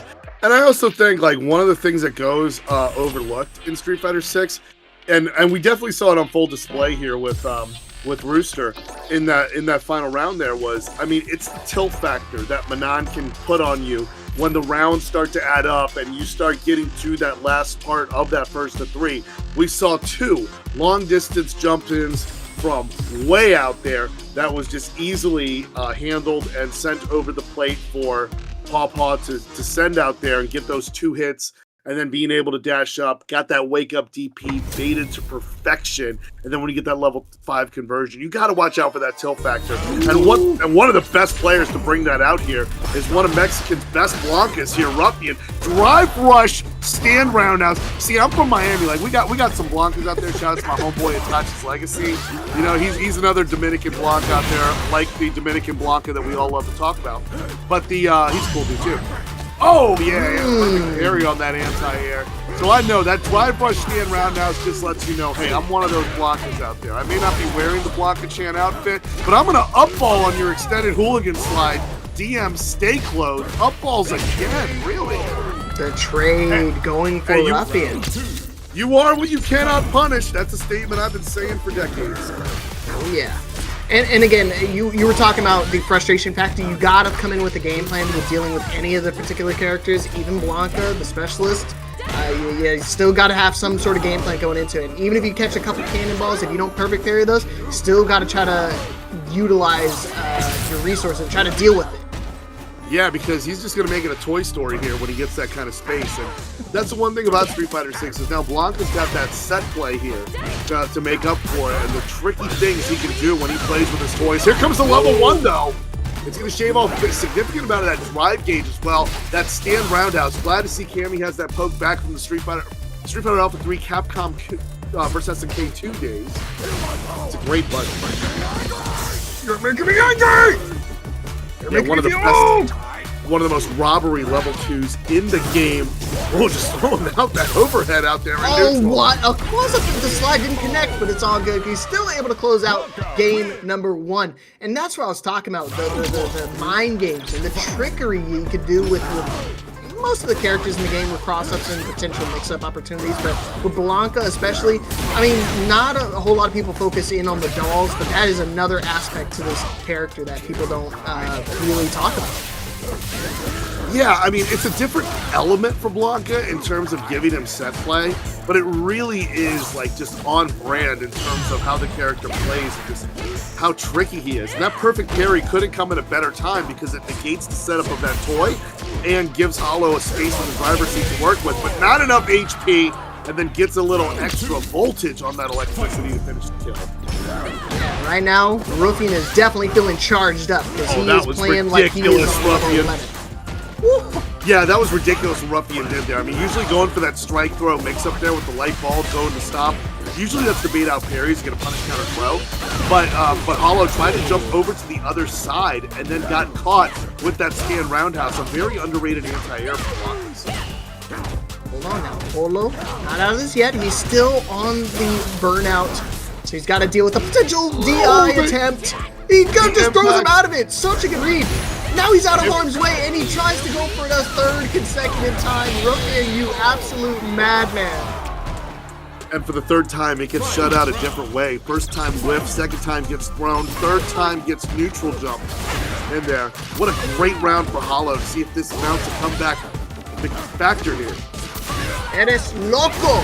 You know what that means? It means you're crazy, bro. Don't keep doing that. Or just keep doing it. You know what? Maybe I don't know what I'm talking about. Yeah, I mean, like, Sanity, like, in terms of Blanca play here. Let's see if the level 3 connects. Yes, it does. Hollow steps on the Lego, and now that's really going to cost him the round. The comeback factor has to come a little further than that.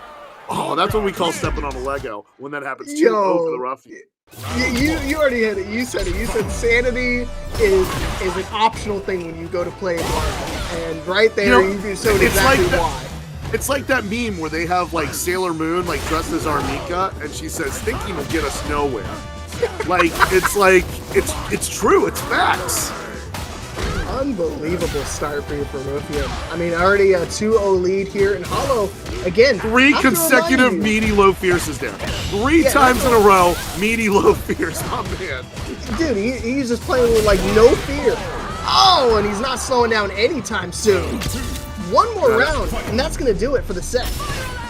He is throwing out that Blanca ball like Pedro Martinez beating batters on the Yankees. Benches, this is the kind of Blanca benches will clear. This is the Blanca that happened before. Playing in ranked. Yeah, that happened before. Up ball awareness off of that slide after the hooligan. What do you do? Get that time there. He almost stepped on it again. He's got to jump deep into make sure he doesn't catch it. Burnout now for Ruffian, but it's not going to scare him at all. He just goes straight into the level 3, and I think that is going to do it. Yeah, I think it's a few bites in there. Gives him the business there. Oh, no. Got a bit of an HP left. Nice. Anti-air, but the trade just swinging for the fences, and guess what? He gets a on base every time. 3-0 victory for Ruffian MX. Hollow just trying to fight his heart out, but runs into the meat grinder when it comes to the Blanca. Yeah, just get a standing poke in there. All you got to do is just win with that trade, especially if the opponent there, especially if you got drive gauge out there, so you don't have to hold extra frames on that block. You got more of a tendency to trade to work with. Ruffian knew exactly what he's doing. Excellent situational awareness in there, but just enough nuttiness and jank out there to keep it unpredictable out there and make sure that Blanca ball becomes a wrecking ball with authority there. You know, I'm excited for this top 8. I mean, we've seen some like really good heavy hitting talent here. 28 players already in the mix as we are approaching the second hour. You know, we got that Majora's Mask moon coming a little closer. It's got a debated face on there because the registration price of CEO just went up a few days ago. But that's what, I know that's an old school meme going over there for CEO registration in that mix. Yeah, I haven't seen Ruffian's Blanca in a minute, but I'll tell you, he has not dropped a step, and he knew exactly what he was doing playing with his toys. Yeah, he's essentially not perfect yet in the ladder, but I mean, as close as perfect you can get. He's currently 5-1, so he does qualify for our top 8 tonight. His only blemish was losing to Rasek, but that still went the distance. It was a 2-3 in favor of Rasek. Rasek currently sitting 3-1 as well, so he's fighting Dummy right now, Dummy 420. Hopefully we get to catch that match at some point, because I haven't seen Rasek in a while. I think the last time I commentated Rasek was Paragon, maybe about 10 weeks ago, 3 weeks ago. I forget what the number is. Yeah, we will see here, but we got 40 minutes, so I'm queuing up out there. I am like making sure my dog goes nowhere near my Ethernet cable, and I am making sure to go in there. And also, like you, as the viewers, we see you.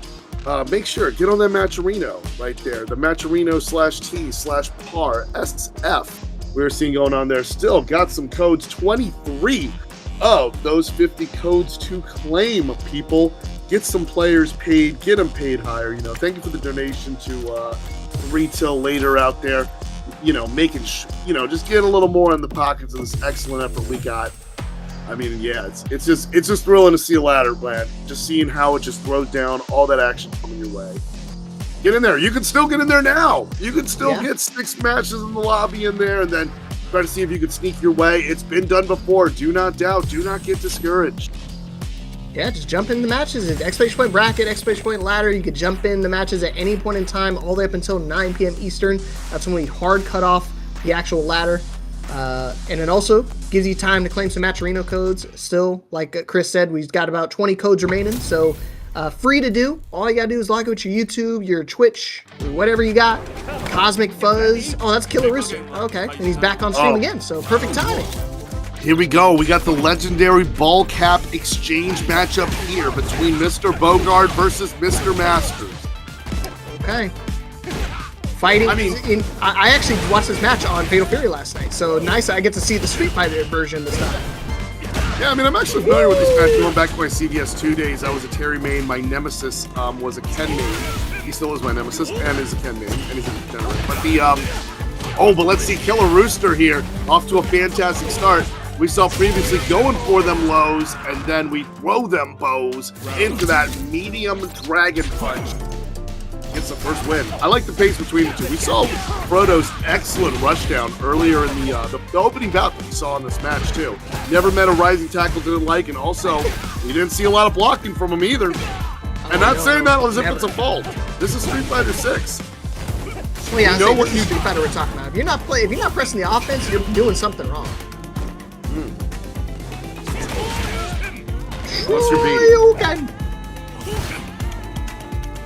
Again, Killer just patiently waiting his time, not doing anything crazy, doing anything ridiculous. And I think you have to play Ken that way. Going for the low off the Jin Ryu, just not reacting to it. If you're quick enough, you actually can DP any of the options. So you just got to make sure you're just quick on the trigger. What a whip. Like, Rooster had a costly whip there, like throwing a throw tech from the other side of the Eastern Hemisphere.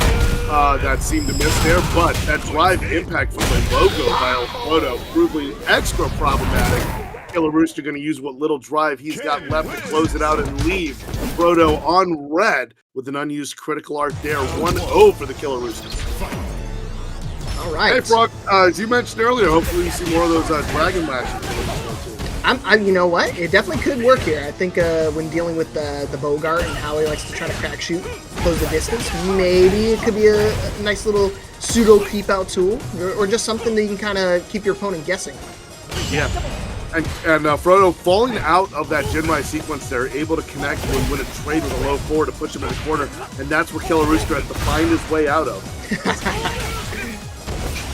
I don't think you have the life lead to keep playing that fireball trade-off game there, Killer. Yeah. Very difficult to do a drive rush up through that. And one thing that was interesting is that we saw in that previous match with Paw Paw against Killer Rooster was Killer Rooster was almost like anticipating an approach. Paw Paw was anticipating an approach from Killer Rooster, was able to use confirms that Killer Rooster just basically autopiloted it. Oh no! Nice into that. No combo after the perfect carry. Kind of a rare drop from El Frodo. Maybe he's starting to get a little flustered a little bit. Has to deal with it. And, you see? Oh, bad Dragon Lash. Very bad Dragon Lash there. And then the crack shoot here. Goes for the super, but no, that's level 1. We got no projectile invincibility on that one, sir. I was going to say, why did you use your level 2 there? He got so greedy trying to hold on to his resources. I think the level 2 does have some vulnerability frames that you can utilize, but you got to spend it. Not like that. Spending the cash at the wrong time. And Killer Rooster now starting to feel the pain and feel the pressure. Against an overdrive power wave there. That's just brutal. Good block against the overhead there, but that sucks when you get that punish, but it comes at a distance too far to continue the punish. El Frodo showing no hesitation, double dipping on that power geyser like George Costanza dipping his chip into the sauce. I'll dip as I please. Burns the meter for the equalizer.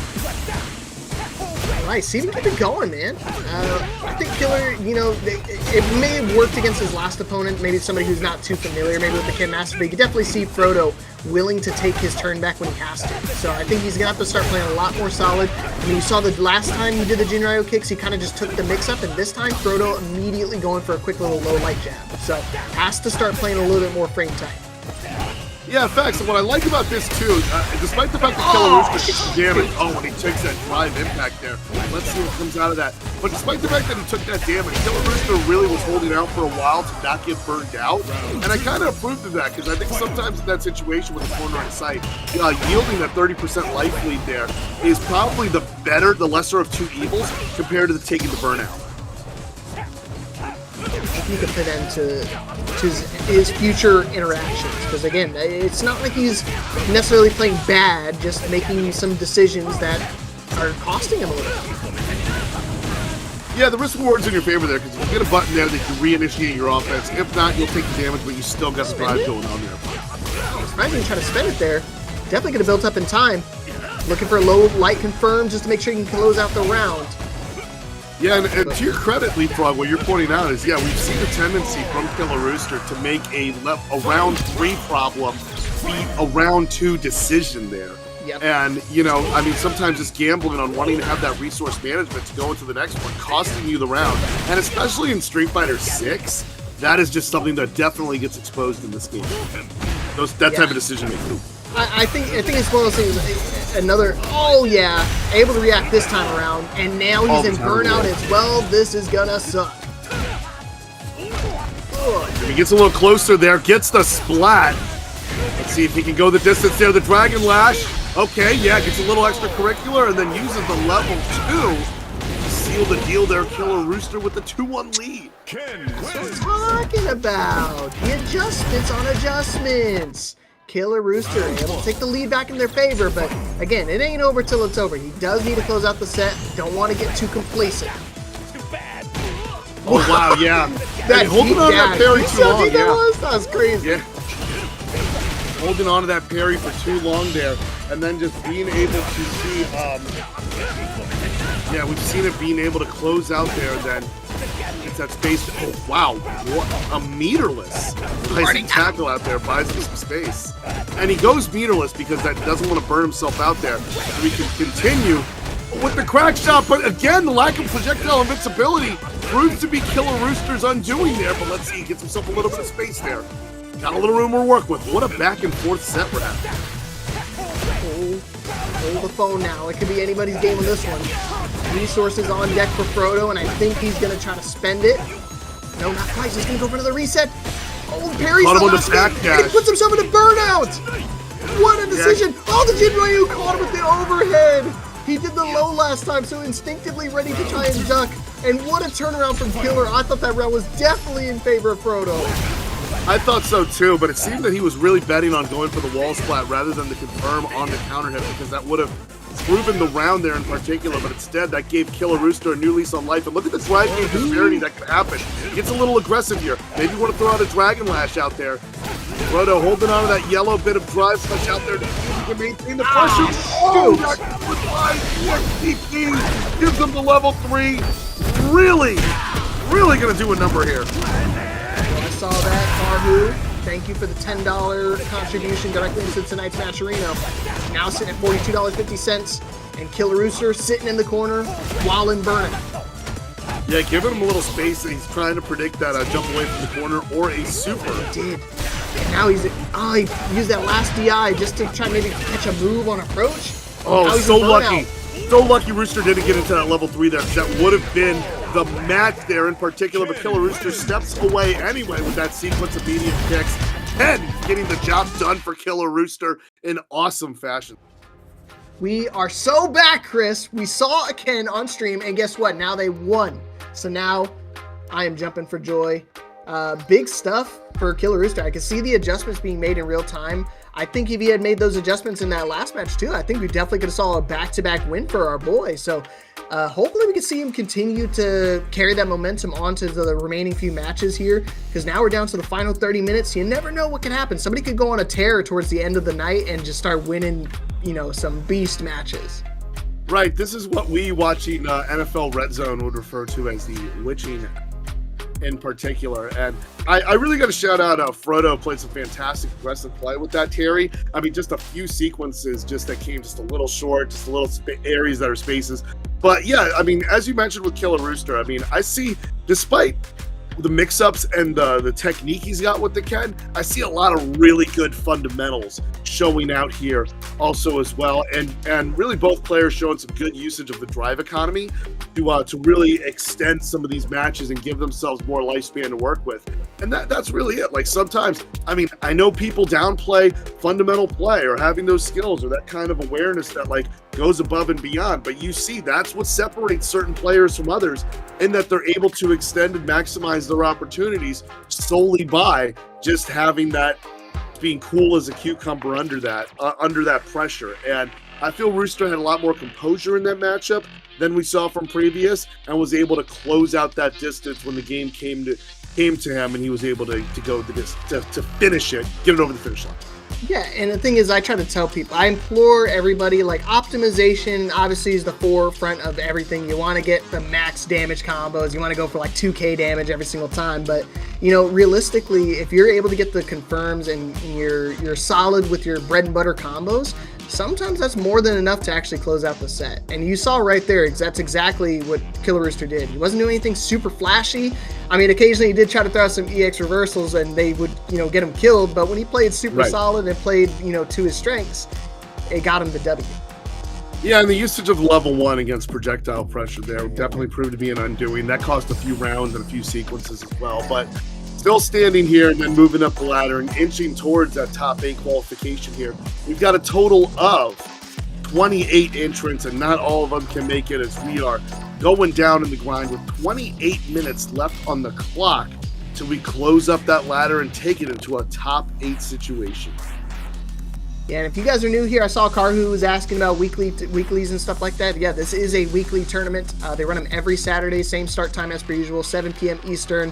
Run it all day until 9. We also have a ton of other games alongside of it. We have a whole week of games. So if you're a big FGC guy, you're in for one hell of a treat, because you got Khalil running everything from Monday all the way to Sunday. Tuesdays he has off for now until Tokon drops, because then it's going to be Tokon Tuesdays. But you got Invincible Versus, Guilty Gear, Tekken, Granblue, Street Fighter, and of course 2XKO. All of them are your ladder tournaments. So you have plenty of time to get your matches in, get some good practice going. Yeah, and especially, I mean, you get guaranteed yourself some matches, some placements, ways to make them use of the 2-hour window that we have of just non-stop sets that we got going around there. So ladders are awesome. I'm very hyped to go through with it as well. I mean, we're building up on that matcherino there. We got $42 extra added to the prize pool with 20 claims, contribution codes in there to make that claim out there. And thank you for the Paw for the contribution as well. Adding another 50 cents, which, you know, could potentially go right back to their pocket if they go the distance. Yeah, make sure you guys paying attention. On top of the free codes you guys can claim, you can also do the campaigns alongside of them. One of them is just joining like the Tokon Tuesday tournament, following Paragon and Khalil on Twitter. I was already glazing them up a little bit, so why not drop them a follow on Twitter too, and add free money into tonight's prize pool. So let's make it happen. Yo, is that Jack22? You know, I was talking about commentating the Fatal Fury top 8. Guess who was in that top 8? My boy Jack22. There's no Rock Howard in this game, but he will settle for the mine. Yeah, my Shiranui versus Terry Bogard here in Street Fighter 6. And, you know, that's not the most ridiculous of the guest character crossovers we got going on here. I think Terry's looks a bit underrated in the green. He could have had enough time off that drive brush spear to pull back that drive impact, but in which case, I guess the metal stack was just a little too stacked in there, and Duoza buys themselves a little bit of time out of the corner. Is Duoza actually from Hawaii? Yeah, that's what I'm wondering too, because that's a bit of a distance. It could be a long distance connection, so it could have been just not able to react to the connectivity. But you know, sometimes Street Fighter servers can be a blessing, and sometimes it can be like, wow, legitimately could not see that coming. Well, you know, I don't know why. They also do get hurricanes. Oh, gets that level 1, but still, the Kageno no Mai was able to get it on the edge there, because not only does they get the escape from that, but they get an installation, as you see, with that double Ruenru, and then with the overdrive going for a second installation. Does that give them an extra set of hands? Yes, it does. Another mixtape. More fire. Now, you were asking me, I was like, of course it does. You just spend all 5 so you can go into another level 1 and get another 5 stack. That's optimization, man. I know Viper players do that stuff as well because I'm one of them. But the great to see. Oh, using the overdrive there. Force that distance in there. Oh, yeah. Bust the wolf. That's they're okay. Go again. Oh, chip damage. Trying to be a factor. Yo, the pushback made the whiff happen, so Jack was able to narrowly secure that round. It did cost him all of his resources, but it doesn't matter. It's we're talking about. We only need level 1, and we're going with it. I think that drive impact was so unpredictable. Like, immediately, like, matching that fearsome roundhouse before the meter even built back there. And then gets that step X in roundhouse. Oh, the re-enter gets a drop, though. And overdrive Rempo needed that juggle state. Yeah, and all those level 1s So we on got Jack. it this time. And there's no installs off that either. So those fans stay cold as the other side of the pillar. Unfortunate, yeah. Jack bet it all on the line. Got lucky a couple times with the lack of punish from Duoza and sometimes those lucky pushbacks. But once he kind of got his footing beneath him, able to secure the round and actually secure that first game. Yeah, and that hella lucky hella lucky level 1 leapfrog as well. Very. I mean, there's so. Sometimes you have to just pray that you're lucky. I'd rather be lucky than good, but at some point in time, the skill will overcome. Oh, gets that overhead there, and then immediately goes with a parry for the bait. Interesting sequence there. Both players seem like they're really trying to give each other some rope to make some of those mistakes to work with. Oh, I love that extension. Yeah, using the standing medium punch, rather, to continue that string and go with that pressure. And as we've seen from Jack 22, has not met a level 1 super they did not like. Oh, is that going to connect? Yeah, pretty close to the wall. But a drop again from Duoza. Able to keep things going. Jack revitalized. And we got all 5 spans, so you know what's going to happen. We're just going to spin all of them immediately. Yeah, and you get that buff version of the level 1 when you hit it like that. I mean, Duoza was in the driver's seat with that sequence there, but the crack shot was just out of the baking soda and not able to connect. Oh my gosh. Wow, no splat though. No splat though. Caught him in the middle of something there. That really I think it was in the middle of the combo, so it doesn't get that wall splat, luckily. But Jack still feeling the pressure. I think he's just going to wind up trying to go for it another time. Yeah, that was obvious. Again, I'm not a big Street Fighter head, and even I saw that one coming. Lock in, gang. I think Duoza was a bit inclined to do more of that pressure coming in there, just simply because there was no level 1 on deck for Jack 2. Even though Mai does have ADP that she can work with there, but when you look at it, when you're working with mental stack there, and you get a good read on your opponent's options, it really varies the decisions you got. And Duoza is going to say, you might as well change my name into a Yowza. Oh. Extra pineapple on that pizza, Hawaii style. Nope, backs up. Nothing. Dude, yeah, just complete whips.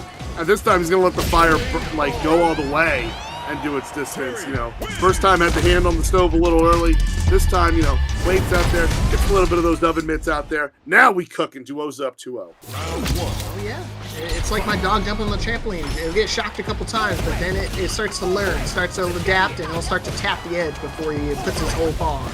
So now, Duoza, 2-0 lead, Jack 22. Gotta rethink your game plan, because those random level 1s are not working anymore.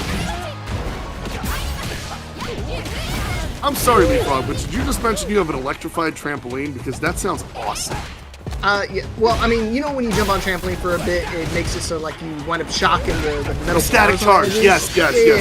I have a strong static charge myself. I can't be around electronic clocks. Oh yeah, I can see your hair. I can tell would just go crazy. Oh yeah, for sure. I mean, the things stick to me all the time. So, Duoza here getting very closer to match point here. Great round working with the fundamentals and the buttons here. Oh, got those jabs out there, but a little too many jabs. Yeah, cross up, not gonna find it. For the low, does still find it. Jack trying to make the comeback. If you get another confirm, maybe to a level 2, might be enough to kill. Puts himself in burnout, but he goes right into a throw. One more interaction, might be dead. Tries to go anti-air, and again lands on the low.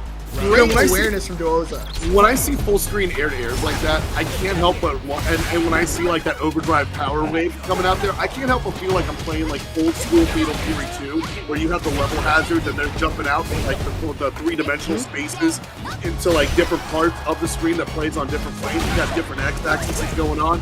This matchup goes deep like that. It feels like it, right? It feels like they're going into layer 3 into a situation, but a level 3. I was talking about layer 3s. How about a level 3 from Jack 22? Big damage, but still got a little bit like to work with, so gotta still play a little bit more aggressive to try to take an equalizing round. Yeah, and with that drive gauge disparity as well, if Jack forces the issue there, but Duoza, even when burned out, using the crack shot as if Jack was burned out. Punish counter throw. Oh no, gets flat. CA on deck. Gonna go for the level 3, but I mean, honestly, could have finished the job with the extended power geyser. But let's see how awesome that critical art looks. Bam! With authority, closes it out for a 3-0. A decisive 3-0 too. An 8:40 p.m. 3-0. Hey, that's good. That's how you know you got to go right back in the queue. You get a 3-0 like that, you're like, okay, run it back. Let me find another match. Because if I can get another W like that one, could be a potential top 8 appearance for me. Yeah, I mean, what I would do, and honestly, some of the things I would consider in ladders, maybe you got to bring in some of those heel tactics. You know? Maybe you're down 2-0 in a round. Maybe you might just need to rage quit to go and jump into another set and see if you can build that score up. I didn't tell anyone to do that, okay? But it's there. It's possible. You can work, you know? It's like back in baseball when the umpire calls ball 3. No one's looking. I pretend like it's ball 4. Just march over to the first base. They got to correct me. Maybe they will, maybe they won't. You know, it's a lot of pitches in baseball, so a lot of things to look for. In particular in that. And especially when you got Terry and Mai, so much mental stack. I'm getting Fatal Fury 2 flashbacks, by the way, which I actually do own that game on the Sega Genesis Mini 2, by the way. What on earth? Why are you pulling out the old school arcade machines, man? What the heck? Because Fatal Fury 2 is on the Sega Genesis, and it's the much better version of the game.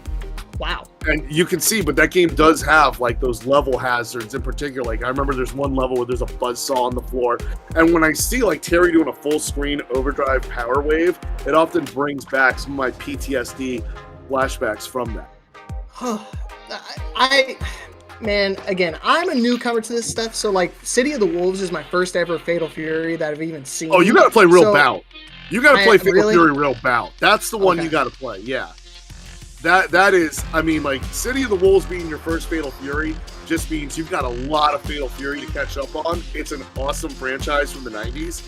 But I strongly recommend Real Bout. Once in a while, I know that some tournaments like Texas Showdown and Frosty Fausty will run retro tournaments for Real Bout. But, like, let Leapfrog know in the chat, man. You got to give Real Bout a run. Is Geese in there? Yes. Yes, Geese is in it. Real Bout, Fatal Fury, I'm telling you, it is a banger of a game, and a lot of favorites are in it in particular. Oh, I'm in. You had me at Geese Howard. You know, like I said, my first introduction to like fighting games as a whole was Tekken 7, and people were asking all the time, like, who's your favorite like Tekken character? I was like, oh, I love that Geese Howard guy. That was the first time you. Oh man, it was Tekken 7. Let me give you the cast for Real Bout Fatal Fury right quick while we're queuing up. You got the Bogarts, Terry and Andy. You got Joe. You got Mai. You got Blue Mary. You got Bob Wilson. You got Han Fu.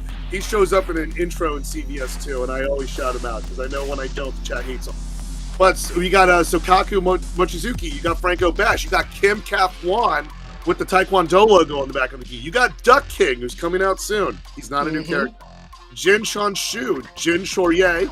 And for sub-bosses, you've got Yamazaki and Billy Kane, and the final boss with the big Hakama pants and no shirt is Geese Howard. Ooh, you telling me you got a stacked roster like that? You right. I definitely got to pick up that one. Do they have an emulator for it on like the newer consoles now, or what? They do. I mean, it's big on Fightcade for sure. I know on Fightcade they play it a lot. They do it. They throw it down on Fightcade, but I'm pretty sure because I remember it was on the PlayStation Store for PlayStation 2. Sorry, it came out. It was re-released for PlayStation 2, but it also came out on the PlayStation Store for PlayStation 4 I know this in particular because one of my favorite TOs and one of my best friends in the FGC, Convicted of Fun, is a very big fan of that game personally and does love it and does seek to organize more of those games as well. And also, like, if you know Rome himself as well, I know he's a big fan of that game also and throws down like big time for it as well. So for those of you who want to take that deep dive into that Fatal Fury, I mean, me personally, I want Kemcaf 1 in Street Fighter 6. I think he would be a great addition to the game, and if they could squeeze him in, I mean, even though I do feel like we already have too much SNK representation over in SF6, but I think that with everything that you got going on with Mai and Terry, I think like certain characters like him would be fun. I'm looking forward to seeing Duck King City of the Wolves as well. Yeah, they just announced the Season 4 pass for Fatal Fury, so I know a lot of people are super excited. They saw some familiar and newer names. They got 2 unannounced characters as well coming up, so I know the hype for it is at an all-time high. I see the names. They look cool, but again, I'm still just learning about the characters, and then you're telling me about all these cool things, and then you mentioned, you know, and Laucorn. You're adding in Laucorn, who was the villain of the Fatal Fury movie, the guy who did Setsu the motion picture, and that one is amazing. I highly recommend, if you guys want to, sorry to cut you off, Leapfrog, but I highly recommend that if you want to get a lore download of Laucorn, make sure you watch that movie with the god-awful English dub, but incredible English dub of the theme song. It's amazing. That Oh Angel song is still a banger and anthem. Okay. So I'm old, man. I'm 40. You got me talking old people games. I can yap forever, man. I was gonna tell. I hit a sweet spot because the moment you started talking about, I saw your face glow when it came to that one. So I definitely got to pick your brain a little bit more. As soon as I mentioned it to Rome too, because I'm always in his streams lurking a bit. I know if I mention about Real Bout, he's probably gonna lose his mind. You will. Make sure you mention that. You know, make sure you mention it. You'll probably find a PS4 in the vicinity because usually for the Anime FGC, we love having PS4s and PS3s around. And right now, I know that some people are probably saying, wow, how does Chris know anything about SNK? He only commentates CBS too. But I'm telling you, I was stuck in Venezuela due to some immigration issues, and I had to learn KOL. And that is how I know all this stuff. And I thought you only do retro, bro. But it's true. But at the same time, I also always have to flex every time fighting game is better on the Sega Genesis than the Super Nintendo because one, I grew up as the Sega guy, and I won the Super Nintendo Mystery Killer Instinct tournament at EVO just so I could flex and say I've never owned this game. I played Eternal Champion. So you don't know about that one either, right? I don't. Like I said, I apparently I'm ignorant when it comes to the ball knowledge of the old school FGC and just the titles themselves. I'm open to learning, man. I will say it's been amazing because again, I've been a big FPS guy. I've commentated a lot of FPSs and just shooters in general. So coming into the FGC, people have just been welcoming me with open arms and just trying to teach me all the ways. Yeah, I mean, it's incredible seeing like how many people from different walks of life come into this community. Like, so you're coming in here with that esports background. I'm coming in here with the kid who was just getting beat up all the time at the arcades and summer camps as well. So if you ever jump into Eternal Champions or any of the Sega Genesis FGC out there, just make sure you got one of these 6 buttons here. Woo. I mean, right there, you got a very nice, gorgeous D-pad out there. That like, if I played with these D-pad for the rest of my life, my left hand wouldn't be as arthritic as it currently is, because I've gone through a lot of D-pads that have done a number on my hands to the point that I drop coffee cups once in a while. That's what I do. I did see you swapping back and forth from like a pink coffee cup into the tumbler for a couple times. So that makes sense. Oh, the Stanley Cup, yeah, this thing it's goated. It's amazing. The Stanley Cup keeps your water cold, as you should when you're facing down the barrel of a 5 metal Manon in that clutch situation. Don't DP. Oh, that's you already know when you're going out to the offline events, you got to make sure you have your big hunk of metal, so that way when you accidentally drop it, it lets the whole entire tournament know that you're showing up.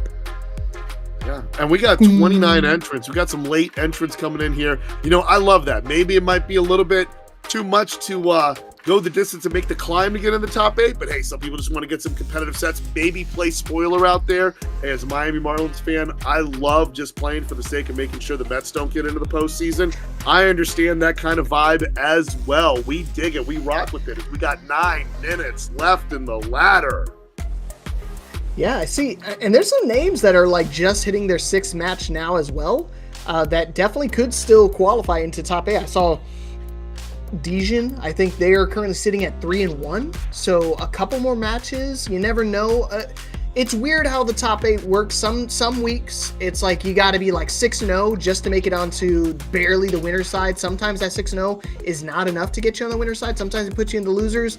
But then other weeks you can go 5-5 and still make it into winner side of the bracket. So it really does depend on just the number of matches people actually get played and just who actually shows up. Because unlike your traditional bracket, if somebody wants to opt out of the top 8, the next person takes their spot in line. So you have to make sure you're paying attention to the Discord and just being ready, because you never know when your name might be called.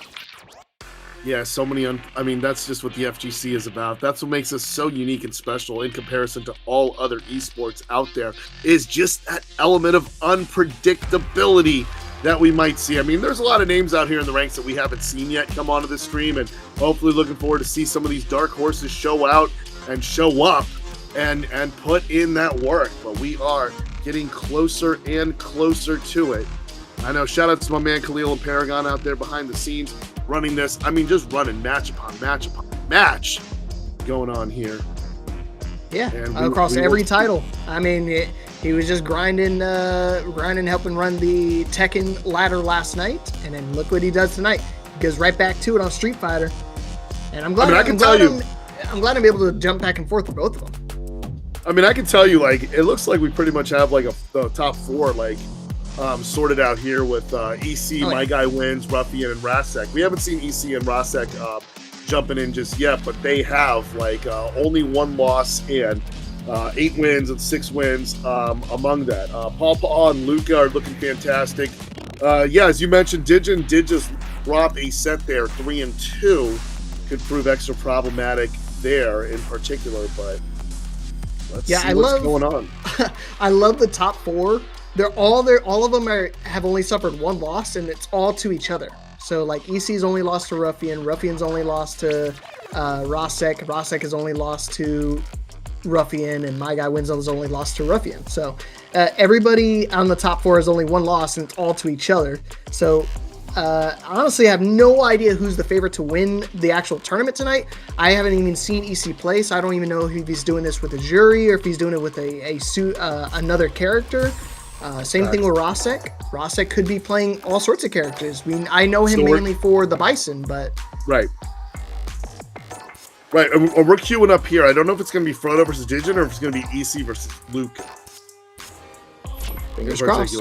Hope we get to see EC. I want to find out if he's playing like the Elena or something. I know he does have a good Elena. He's got a good Cammy as well. His Luke's solid. Elena has historically been a deceptively nice character. I mean, she's just known for being slippery because of that low hurt box here. But in particular, like her spacing traps that she has and her throw mix-up and her anti-projectile play really makes her stand out in this lifespan of ecosystem of Street Fighter 6. Yeah, I'm trying to think. There's been a couple of Elena players. I haven't seen. There was one Elena in particular that we got to commentate a couple times. Why I'm blanking on him, I have no idea. But either which way, I would think EC's probably sticking with the jury. I think that's their tried and true. I mean, obviously leading off the actual standings as well would tell me that he's playing his strongest character, but again, I've seen him win a tournament with Luke before as well. So, he's definitely got the skills that can pay the bills. Yeah, another one queued up here is Hollow versus Rasek. Rasek is the one who was the only player who's gotten a victory over Ruffian, which definitely boosts his name up in the rankings there as well. There's strength of schedule definitely matters here. It's who you beat. You can't just bully on an 0-11 guy and do it. You got to show out against some of the ones who are showing up and stuffing them turkeys. Say stuffing them turkeys? That's crazy. Stuffing them turkeys, man. We got to feed the family out here. But like to your credit here, I mean, Rasek lost one to EC. EC lost one to Ruffian. Ruffian lost one to Rasek. My Guy Wins lost one to Ruffian. Luca lost one to My Guy Wins. Paul lost one to Holo and EC. So yeah, there's a lot of parity. As you mentioned, there's a lot of parity going into this top 8, which definitely should prove to make it extra explosive. Yeah, that's what excites me. That's what makes these ladders so fun, man, because you play the top level competitors, and the way the matchmaking works too, it's going to prioritize playing you against people who have about the same number of wins as you. So you're not queuing up and you're playing only EC round 1. You could wind up playing somebody who's also looking for their first win, or somebody who has maybe 1 or 2 wins as well. And another great part, no duplicate matches. So you're not going to wind up playing the same person twice in the ladder. Yeah, it's thrilling to see that, as we love the competition there. I love hearing the sound of the menus moving around, the moving and shaking. Seeing what we're going to have going on next for you. But, I mean, it looks like we're going to have one more round we're going to take it to before we go into the top 8 action there. Appreciate you all. We still got 19 of the 50 codes left for you to claim on that Matcherino. Get on that matcherino.com/t/PARSF. That's for PAR for Paragon FGC. 19 of those codes left. Make sure you get that claim. Yeah, code's right above, or the link's right above my head, so there's no excuse. You can't say I don't know what the link is. Just literally look above my head and it'll say it. It'll tell you what it is. And again, it's free to do. All you gotta do is log in with your Google, your YouTube, your Twitch. If you're watching from YouTube or Twitch, like I said, you can use either of those accounts and log in, and you get your 1 free code. That's funny. The message I just read there. This is crazy. Got someone in the bracket. We will not name names, but they're playing a ranked match. Playing ranked in a ladder. That's hilarious. I'm sorry. I mean, if you could still make top 8, more power to you, man. That's awesome. But I don't know if you're like a sponsored player, what your esports manager or coach is going to tell you when you miss the ladder because you were playing ranked. Yeah, I just got signed with this FPS org, and they're trying to get into. Congrats, by the way. I wanted to mention that. I appreciate it. Thank you. Yeah. Yeah, they just got into it, and that's gonna be the first thing I tell these new players, man. If you're on a tournament, you need to focus on the tournament. Double bracketing, I understand. Just let the TOs know. But if you queue up ranked while you're set for a stream match, I will beat the living crap out of you. I may have gone into ranked a few times when I was in the DNS tournament, though. I'm guilty. So, Dingen versus Frodo here. Let's see if Dingen can prove to be a dark horse here, making it into the top 8, going up against Frodo, who's Terry we saw earlier. All right, but here we go. It's unfortunate, Vision. This has to be the last match for him, and this is going to be the match that could make or break his top 8 appearance. It's got to be a Terry Bogard mirror match. Oh, I love that approach, though. After the overdrive round wave, firming that low forward there. Frodo fights back there. Good shimmy. Gets that target combo after the low forward there. More drive rush on deck. Gets that overhead. Oh, that could have been a lot more problematic there. Using that rising tackle and baiting another rising tackle. Yeah, Degen got it going on there. You know that is a jam because Jelly don't shake like that. That was a shot of crack. To get the first round. Hey, R.I.P. Stuart Scott, 90 Sports Center. Is that what it was? Okay, I was gonna say I never heard of that. Some of the things he was saying tonight have been catching me off guard. I have to mute up. I'm a little too 90s for you, bro. I get it. No, it's a good thing. I want you to keep it going. They fluster me to the point I'm like, wow, that was amazing. I just didn't expect it. Oh yeah. Oh wow, hitting both sides. That wasn't even a cross-cut rising tackle. He hit that rising tackle from the back. Yeah, if you do it, it corrects itself. It goes both directions. That is awesome. I know it's July, but it still goes both ways. I love those confirms off the overdrive, Dave. Love those confirms off the overdrive. Beautiful move. Oh, triggered the power guys in though. Oh, got him. Oh, what? Where's the punish? Frodo! He's gonna make him pay. He hacky sacks that into the power charge and then asks if he's okay. And but he's really got to see if he's okay enough to make it in the top 8 here. All right, Goldfish memory. You gotta just tune it out. That was a big mistake, but you can't dwell on it. Right? You gotta just lock in and go straight into match number 2, because DJen is doing exactly that. And for those of you still stuck in a ranked match, I troll. But the ladder's been closed, by the way. The queue is closed. We are tallying up for the top 8 after this last match. Here we go. Oh yeah, I show Jerry's pretty cool. 100%. Dang! Right back at you. Yeah, DJen with that knowledge check. He knows that block string is absolutely looser than an undone paperclip. Yeah, I think that's the blessing and the curse of running the mirror match, is that they know their own gaps. They know their own strengths and weaknesses. So you got to be really cautious when you try to go for a little loosey-goosey. But they're still fishing for those low forwards here, and I don't blame him. Terry's got one of the most rewarding in the game in this. Again, it is a button I wish was that good in other KOFs when I was stuck with immigration issues in Venezuela. Mm-hmm. Terry didn't have buttons like that. I had to play KOF 98, and that game sucked. I heard the combo challenges on that game are pretty cool, though.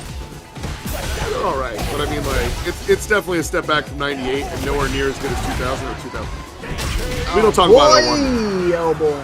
Frodo browns it there. I like that. Walking forward to that overhead there. No drive, no problem. My man gets this. Yeah, and you see they've been threatening for the lows, the low boards of the entire set at the moment. So now those overheads feel a little bit more volatile.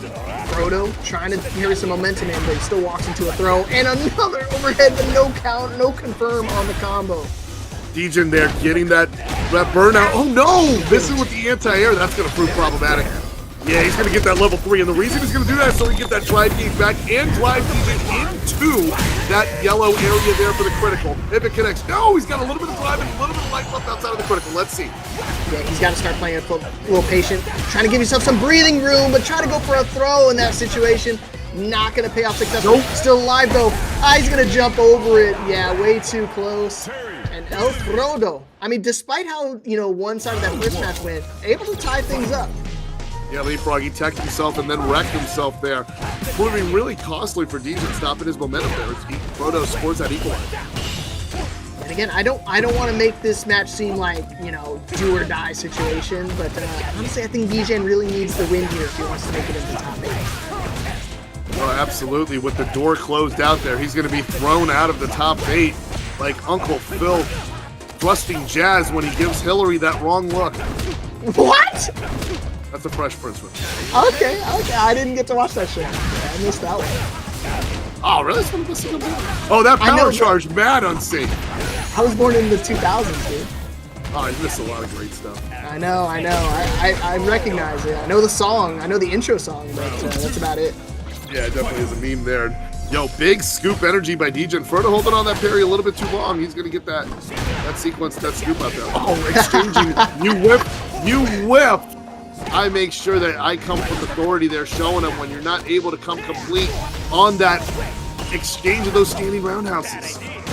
Yeah, it's hard. It's so tempting to try to mirror the same move your opponent does when you're playing the same character, especially when it's that good of a button. I mean, yeah, as you know, I have that scrub mentality where, like, when I see someone use a mechanic or a button, I'm like, oh, huh? You think you know how to use that one? I'm going to show you that trick and show you how to do it. It's like we want those little moral victories here. But, I mean, DJen's on the bubble here, and he punches his ticket there with that 2, going up 2-1. Oh, no, missing on that rising tackle. A lot of his time he's on that rising tackle there, especially for a mirror match.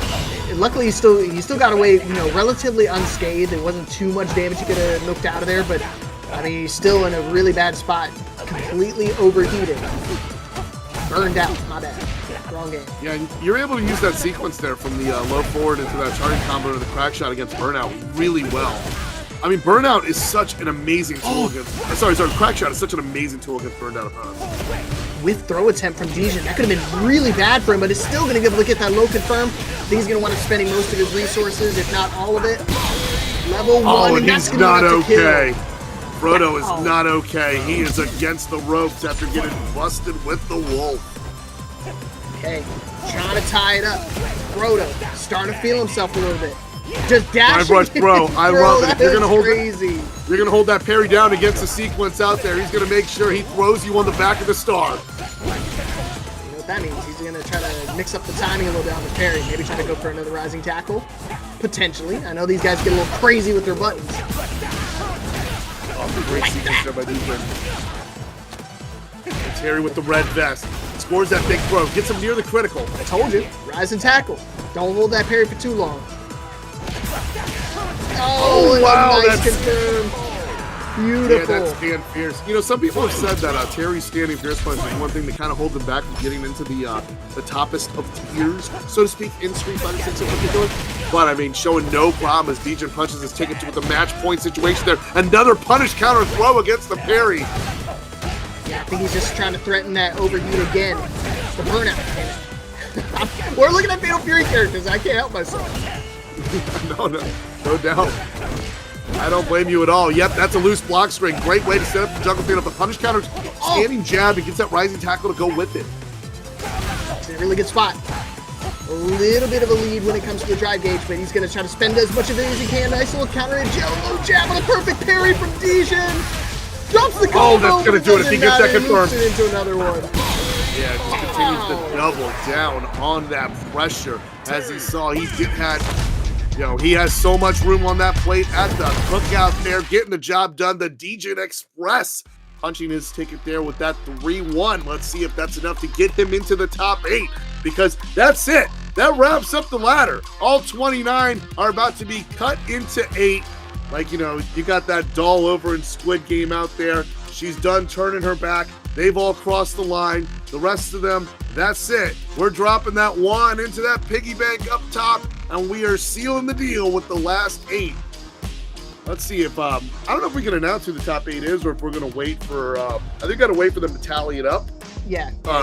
And see who they are.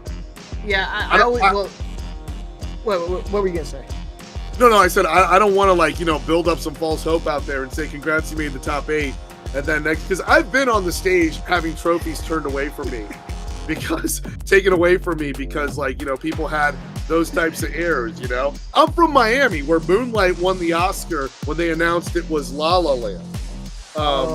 So, they had to get Ryan Gosling and all those people off the stage because Moonlight, better movie by the way, won the Oscar out there. So I don't want to make any premature judgments or celebrations on who made the top 8 just yet, but as soon as that information comes our way, then we'll bring it to you.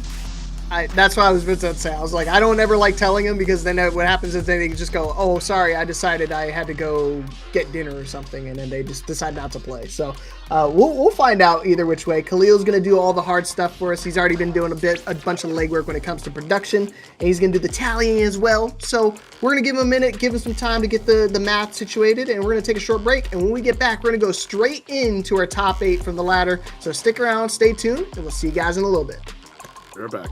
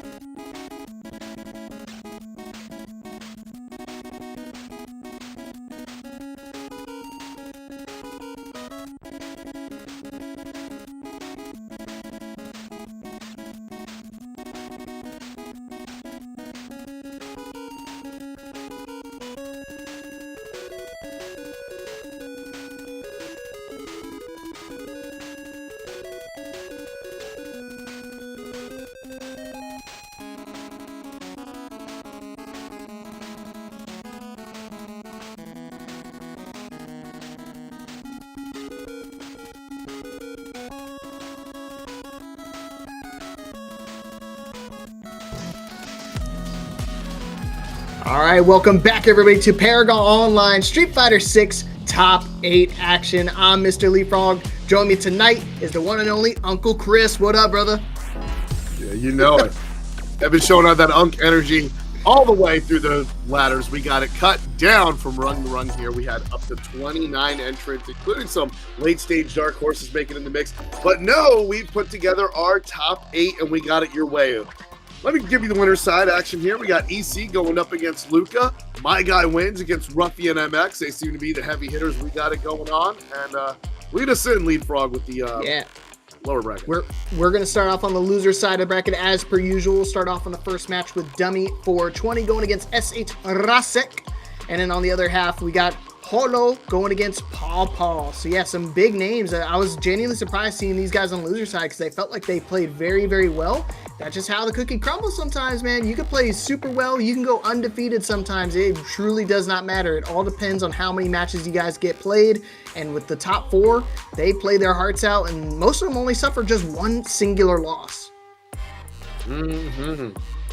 Yeah, and we saw, as you mentioned earlier, Leapfrog, a lot of these losses came to each other that they came about there. So it's a lot of A beats B, B beats C, A beats C, and then just that kind of logic. So a lot of parity that we're seeing here in the top 8. So don't count out anyone on any single part of the bracket. I think we saw everyone play on the already on the stream, with the exception of Rasek. I don't know, correct me if I'm wrong. I don't know if we saw him, but we also didn't see EC play either. So we're still curious about EC's character selection coming into the mix, even though historically they've fantastically done great work with Jury, who's a very rewarding character in this game as well. But without further ado, Sin Duda, we got Rasek going up against Dummy 420. We're kicking things off on the top 8 loser side. Yeah, you already know I was talking about. Rasek still sticking with the M Bison. Dummy still on the Jury. But let's see if we can make it happen. Let's go. I think it's a Mexico matchup between these two. I think they're both from Mexico. Yes, you are correct with that. I mean, I do believe that as well. And that's one thing the game dictator in this game is they made him a hella good low forward to work with here. All right, Rasek using all of that drive gauge out there to give himself a 60% advantage on that life lead. Ooh. And Dummy wisely using that drive impact there to break away from the mine and maintain that corner pressure. Drive gauge is automatically restored after he gets flat. And yeah, that is that's a thing, man. That's an issue. That's definitely one of those things that I think cost Torpedo Evo against Problem X in Street Fighter 5 is just trying to DP those EX head stomps or double reverse. So Rasek does that. But Dummy 420, though, recovers with it. And does the level 1 go the distance? Yes, sir, it does. Wow, that was surprising. After getting put into a stun situation, a stun lock, I was definitely thinking Rasek was going to be able to close out that round, but the fact that Dummy is able to secure the round and lock in shows his perseverance. The tenacity definitely is a factor when it comes to this matchup. But benefit also, we got first to 3 all the way through the rest of the top 8. Indeed, and Rasek immediately cashing out with that level 3. I actually respect his decision doing this one down around in the middle of the round 2, because honestly, you got a lot. If he plays his cards right, there's a lot of Street Fighter to play here that will lead to having that level 3 or that critical art in the clutch to close it out. Watch out for that mine, though. Gonna press forward with it. Yeah, Dummy gets caught and then has to get another mine. But this time, the counter hit does convert. It seems that Dummy's what some players would call his stubbornness. Some people see his perseverance here. Continues to move that, uses a little bit of that sliver of the drive, yet the same side stop. Give me that shimmy or that low strong for that first point on the board. Okay, I like what I'm seeing here. Got to keep that going into game number 2, numero dos. And I was definitely wrong. Maybe it was back in the day, but it says Dummy on his start DD. He's from New Jersey, so may have missed that. Yeah, wakes up with that EX pinwheel there. Easy decision there to give Jury a DP. Vader, one of the strongest characters in this game here. Drive rush throw, instant denial. See, he got punished the last time he went for the pinwheel, but, I mean, able to utilize it the last couple times, and it's definitely paying off to his factor because now he's able to take the round lead, looking real confident. I think, you know, keeping the air in control for a character like Jury is super important.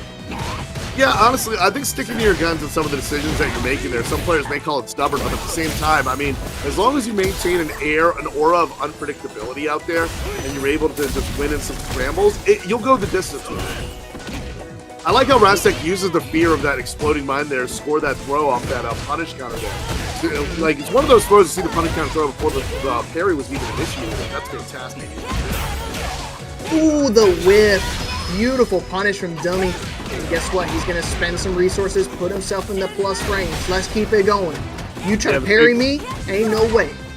Safe jump Swift there with the Feng Shui engine just running all day on repeat. Endless target combos inventing themselves against a burnt out opponent.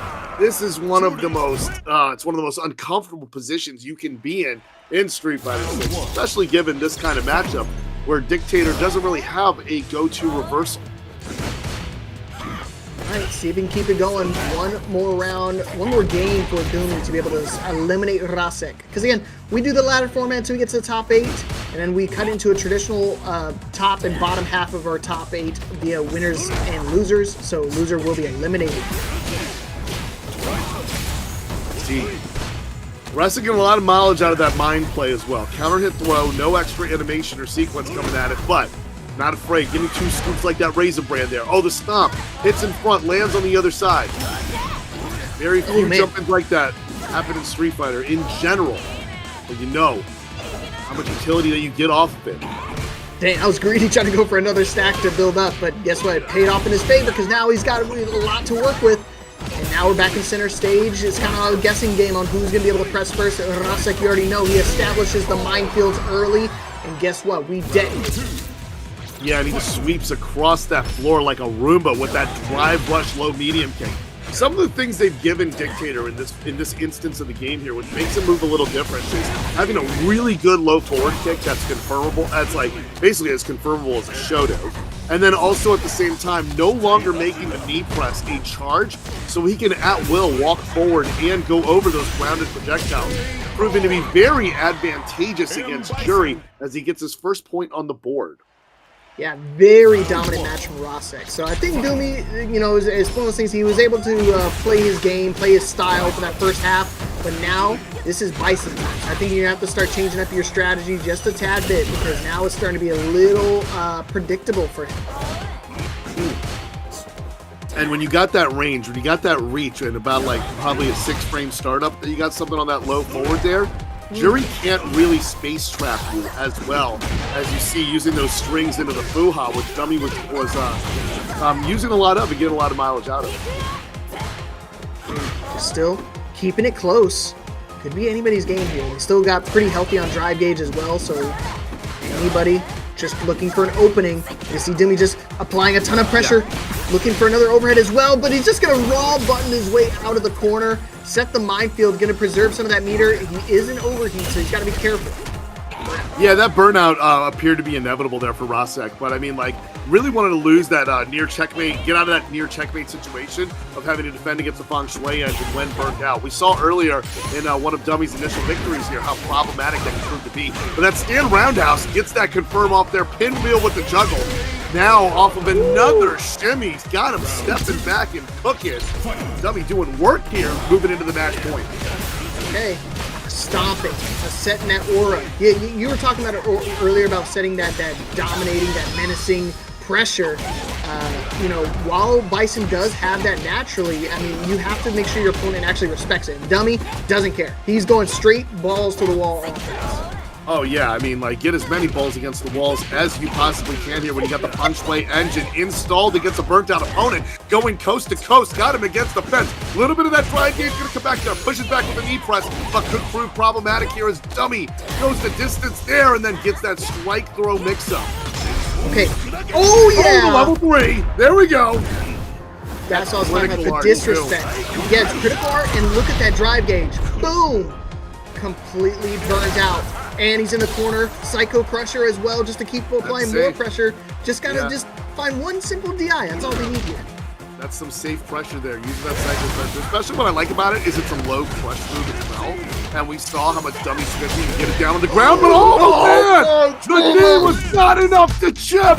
not enough. Instead, a raw punish counter was there on the table for Dummy to go the distance. Oh, man. Wow. Are you kidding me? That was intense, dude. That should have been his. He had that. That was Rosek's round.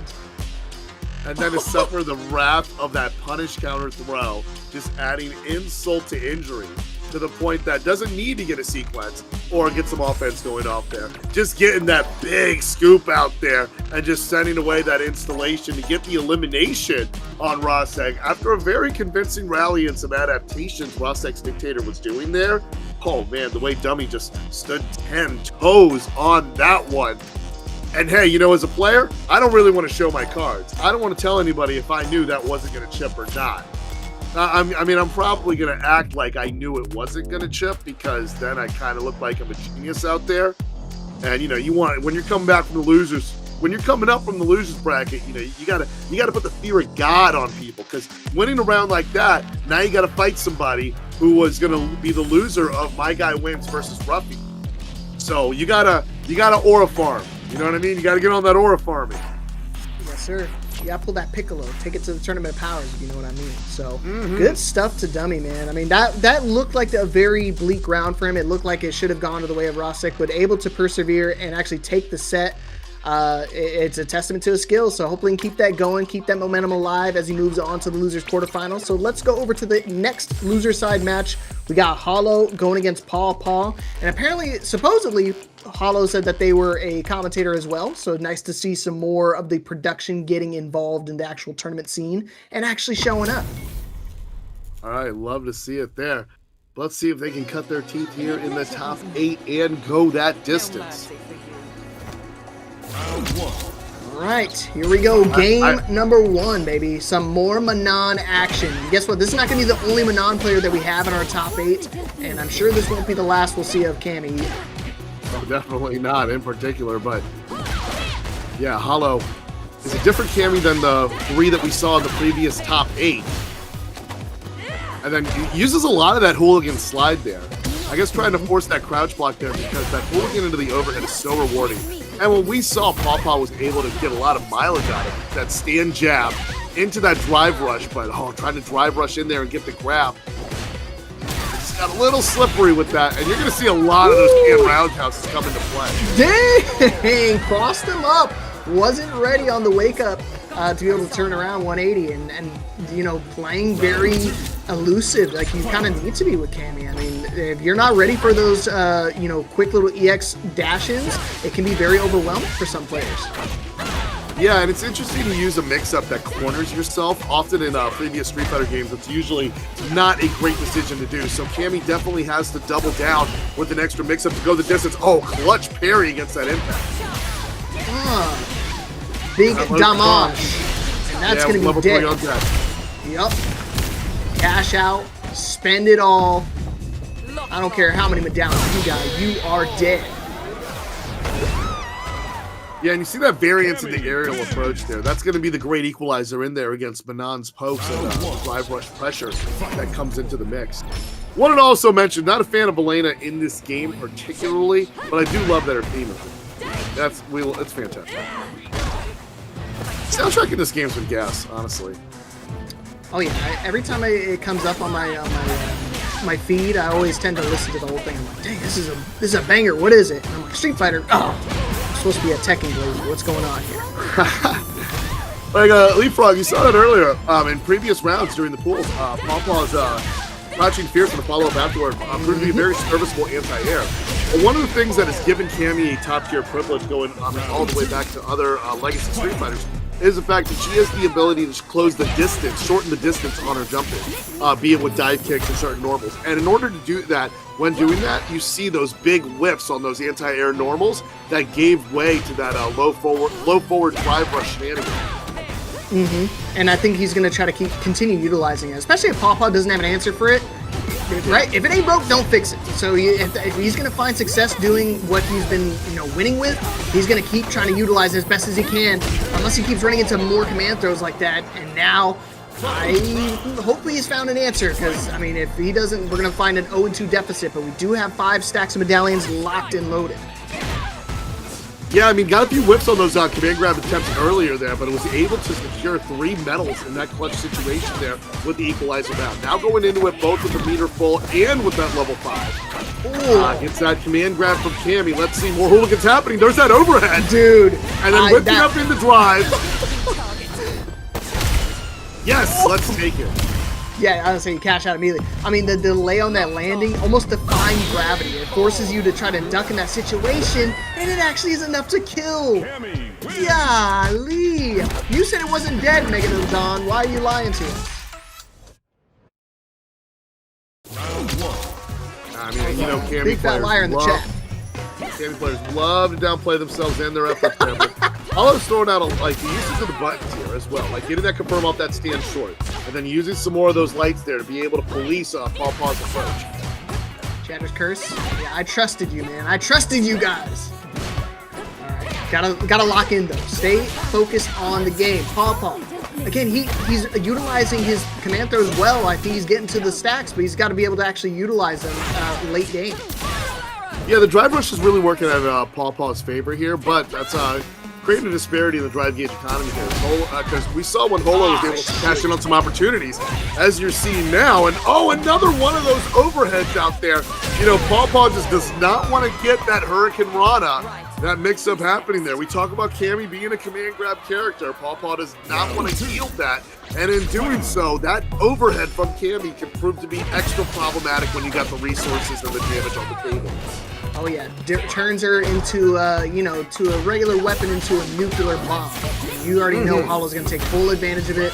We got plenty of Cammy down players that are going to try to tell me otherwise, but this chick is one to be afraid of.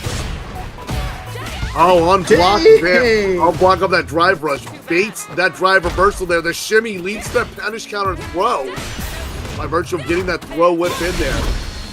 I don't know. Yeah, no. Yeah, a little too high on that hitbox there. Going to take it. And normally, like, teching in the throw in clutch situations against Cammy is often a recipe for disaster across various Street Fighter titles, because I have eaten a lot of damage from those situations from many different Cammys across many different generations. Hollow playing it like, I mean, straight up, you see it in the name, you can't spell hooligan without Hollow. You know how he be, you know what his go-to was. He wanted to take to the skies in there. We didn't even see that overdrive hooligan command grab. But we saw a hell of a lot of there's still some more shenanigans that Cammy's got locked and loaded that we have not yet seen tonight. So I would not count it out in the slightest. Hollow playing out of his mind. A 3-0 victory takes him further into the brackets. Dude. Cammy's a problem. She's been a problem. I've been saying this for a long time. Yeah. I mean, and especially, too, if you're going to throw a lot of delays in the dive kick, because we saw how Ruffian responded against Holo's shenanigans with the hooligan, was straight up getting the up ball between that delay. It's like sometimes you respect that hooligan too much, especially when Manon's got one of the best standing jabs in the game. And if you're reluctant toward using that button, then the Cammy players are never going to meet a hooligan combination that they did not like. In fact, they're going to get an extra value hooligan combination. They're just going to add more fries and a bigger soda in that thing and just take it all the way to the corner. Yeah, you seem like you gotta mash. You gotta mash. Honestly, that's just what it is. You gotta mash. Yeah, if you're not trying to mash in that situation, I mean, you're just kind of just hoping that they won't do it. And at that point, that's a recipe for disaster. If you're just hoping your opponent's not taking their strongest options, I always try to tell people, it's almost like soccer, right? You're not trying to wait for the ball to come to you. You have to chase it. You have to be the aggressor. You have to be the one pressing. Because if the moment you're sitting there holding back and just trying to guess the follow-up that your opponent's doing, they have full control and ownership of the match. Exactly. And it's not that, this is Chris talking to me, okay? I'm not, because I understand a bit more about the science of mashing, because I mean, being raised in the arcades in Miami, I was often being told not to mash so much. This goes all the way back to Street Fighter 4, Third Strike, with getting blown up on crouch techs, because I was mashing that throw defense option select there, which would lose to a lot of normals as well, just by being a great option. But it's often like just the fact that you put the idea that you're going to mash in the opponent's head, that is what is worth, that is the value that you're looking for. You got to put the fear of the mash more than the mash. I try to tell you, you got to put the fear of God and anime on your side. Yeah, exactly. Way to put it in there, Leapfrog here. Ruffian, already has yet to get hit. Moving around, flexing a little bit, using that stand roundhouse for mobility, but that time a little ill-advised here. We've got another Manon in the match, as you mentioned. We got that representation of the top 8. This time with the outfit 3, and you see that drive rush bait there, trying to feint that with the drive rush instant jab to try to get a Blanca up ball. Yeah, he's trying to threaten the Blanca Chandal, because you already know as soon as it goes off screen, no longer available to actually utilize, but still able to actually get it activated. DI's the perfect time, not a second time though, and he still catches it with a low. Yeah, that was good defense against that. That was a good, fantastic drive reversal out there to call it out, but in particular here, I mean, you can see that my guy is fishing a bit. Like, for instance, my guy when is looking to get a perfect parry against that Blanca ball, because you can drive rush and push off that as well. But, I mean, when you have that awareness, the Blanca player knows what you want to do, it's like, they know. But now they know I know. Oh, here comes that level 2. Finds himself some time. Then it goes into that layer matchup. It's like, do I know that you know that I know? And you start doing that guessing game. Now what's the mix-up? Is just another dash and throw? No, just setting the sparks fly. Gotta be careful. Not a whole lot of resources my guy can work with. He does have some medallions on deck, but not the life to work with. What a low profile there from Ruffian Blanca, escaping that drop kick off the top rope there. It's just the maneuvering, getting around Manon's buttons here. Ruffian is just showing a lot of aptitude and experience in this matchup.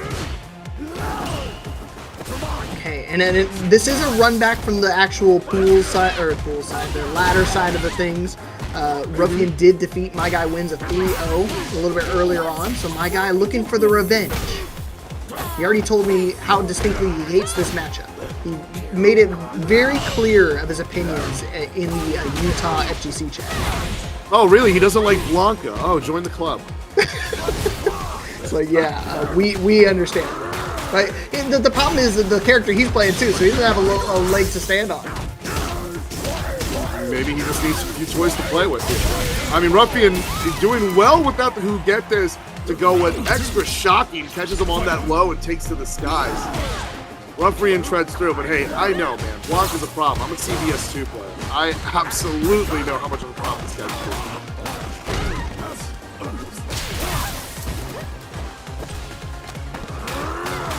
This is the first match of the winner's side that we got. Ruffian versus My Guy Wins here, and on the other side we got EC versus Lucas. So stay tuned for that one here.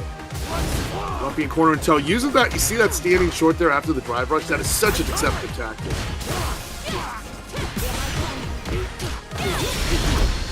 Yep, using those buttons. Gets into the level 3 there. I mean, up against the ropes, nothing to lose. This is going to build the drive gauge towards a place that's going to be recoverable with the mix-up, but also burn out Ruffian there. But not a lot of damage for a level 3 there, not a lot. Especially once Sliver could have got to the critical art as well. But now it's a drive gauge disparity that does it. Blanca Ball gets stuffed off the ropes with the dive kicks. And there's that level 1, but still not enough.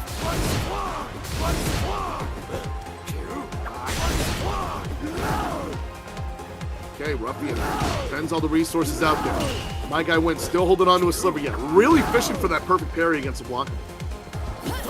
And if he gets that one, I mean, it could prove to work there, but it's an ill-advised step. Sometimes dancing with yourself, you want to dance with someone else.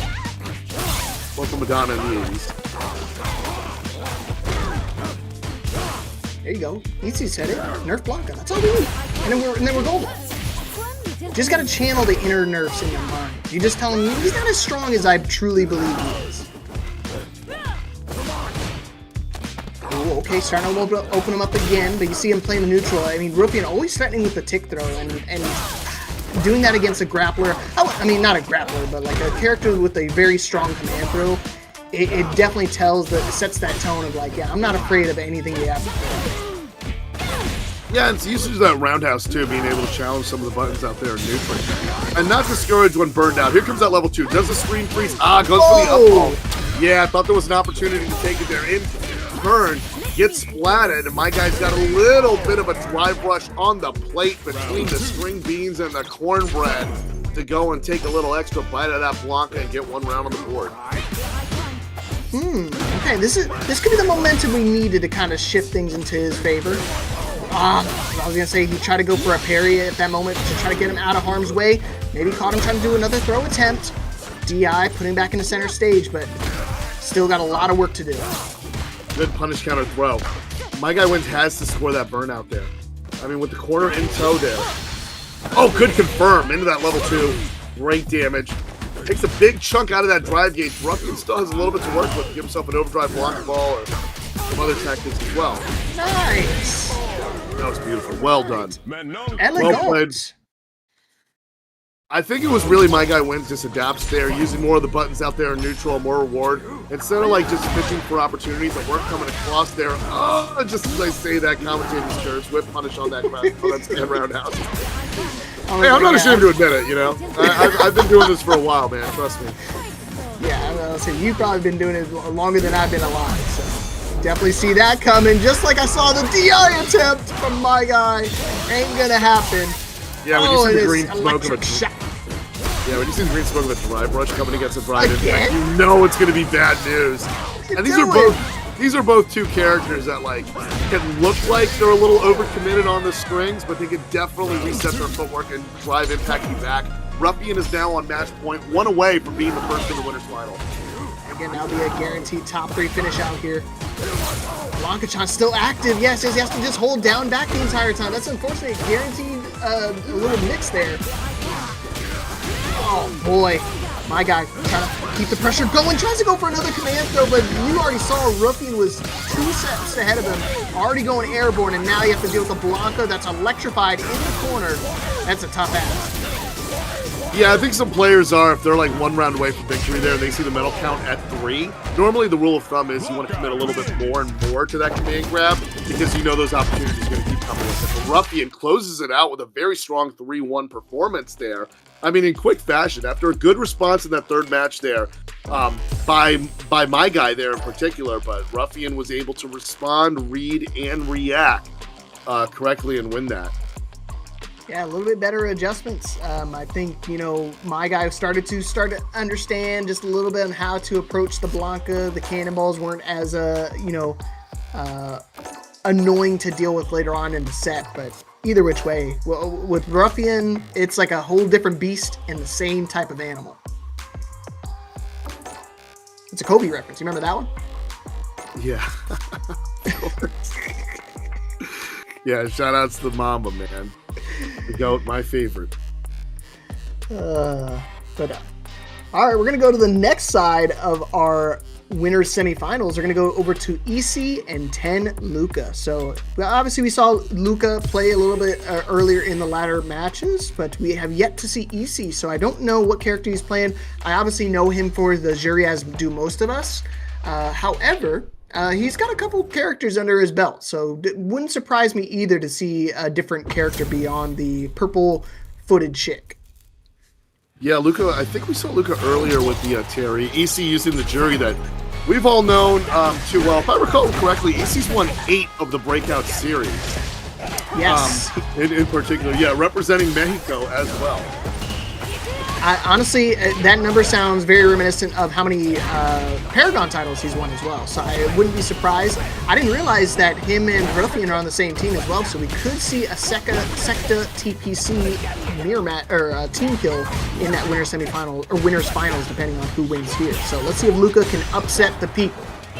Sounds like a good problem to have for Team Secta TPC.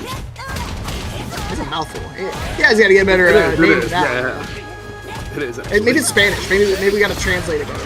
Oh, no projectile invincibility on the Busta Wolf. Instead, the Wolf gets busted. Not much of a punish, though, from EC, though. That's going to give Luca a little borrowed time to work with. But that EX pinwheel trying to drive rush that extra pressure overextends it. That's like the 3rd time you roll doubles on Monopoly. You got to go to jail. You got to think about what you've done. Do not pass go. Do not collect 200. I was afraid of a retaliation. So you got to make sure you pay attention for those. The reversals started to hit like a truck. I love that neutral jump, calling out the tech with brilliance, and especially characters like Ken and Jury who have that downward facing normal on that Pierce gives them a little more to work with and prove extra problematic to pain. Nice. That did actually enough to kill. Yeah, that punish counter throw. Excellent setup there on that meaty grab. Easy. Making it look easy. And I know I've said that before. Making it look easy. Maybe that's how you pronounce his name. I've been asking him for a long time how to pronounce his name, and he just types his name out when I ask him how to pronounce it. He doesn't ever actually phonetically type it out for me, so I have to just guess. I would assume maybe it's EC like EC. Or Icy, matches. or Isai, or Yeezy. I hope not. But I mean, Bro, if he runs up to me at a local and says it's actually pronounced Yeezy, I will punch him straight in the mouth.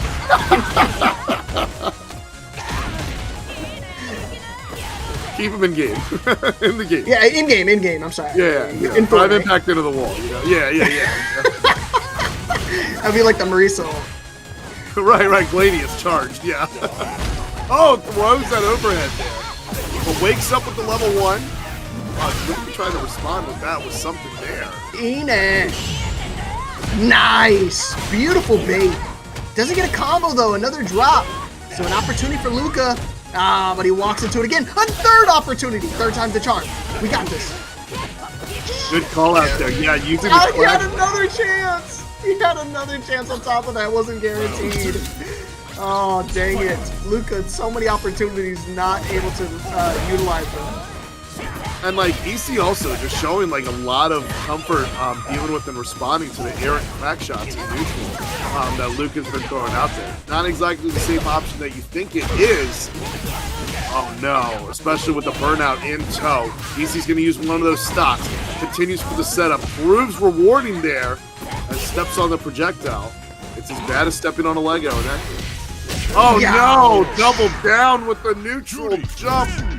Fierce after that stop. That is a disgusting mix though. Okay. Because it's a really hard reaction to punish people in those like scramble situations off of a neutral jump, and only like a few players who really are like wired to do it can really do it. And it's difficult too because I mean even when you try to whip punish those, sometimes those lows come out so quickly you just get a trade off of it. And if you're not ready for the retaliation after the trade, sometimes they can just mash through it and then they wind up getting a full combo conversion right afterwards. Yep, facts. As EC is up 2-0 with Luca in the corner here. Got himself a 40% life lead there, and that shimmy stand fierce. That is one of the worst places, the worst things you can give a jury player, because they will not only go to town, they will find all the sweet spots and take you out for the ramen and pho and just do a number on your credit card statement. All right, here we go. Set point for EC to meet his teammate in that winner's finals, Luca. You gotta lock it again. The Pass shimmy the ball again. on. Moving backwards with the grace. And still, showing that disrespect, that wake-up stand jab. You better come at me with that real pressure. Let me get that low forward on you. The level 3. It's going to come very close to the winner's final. I don't think it's going to get the kill in this instance, but it's going to put EC in a great advantageous position. Takes the throw for the win. Keep it simple, baby. Another tick throw to be able to close out the round. And this time it's for the set. So good stuff to EC, able to move on to the winner's finals, making it a team kill in that winner's finals. I know who I wants to win for that winner's final. That's going to be one hell of a match.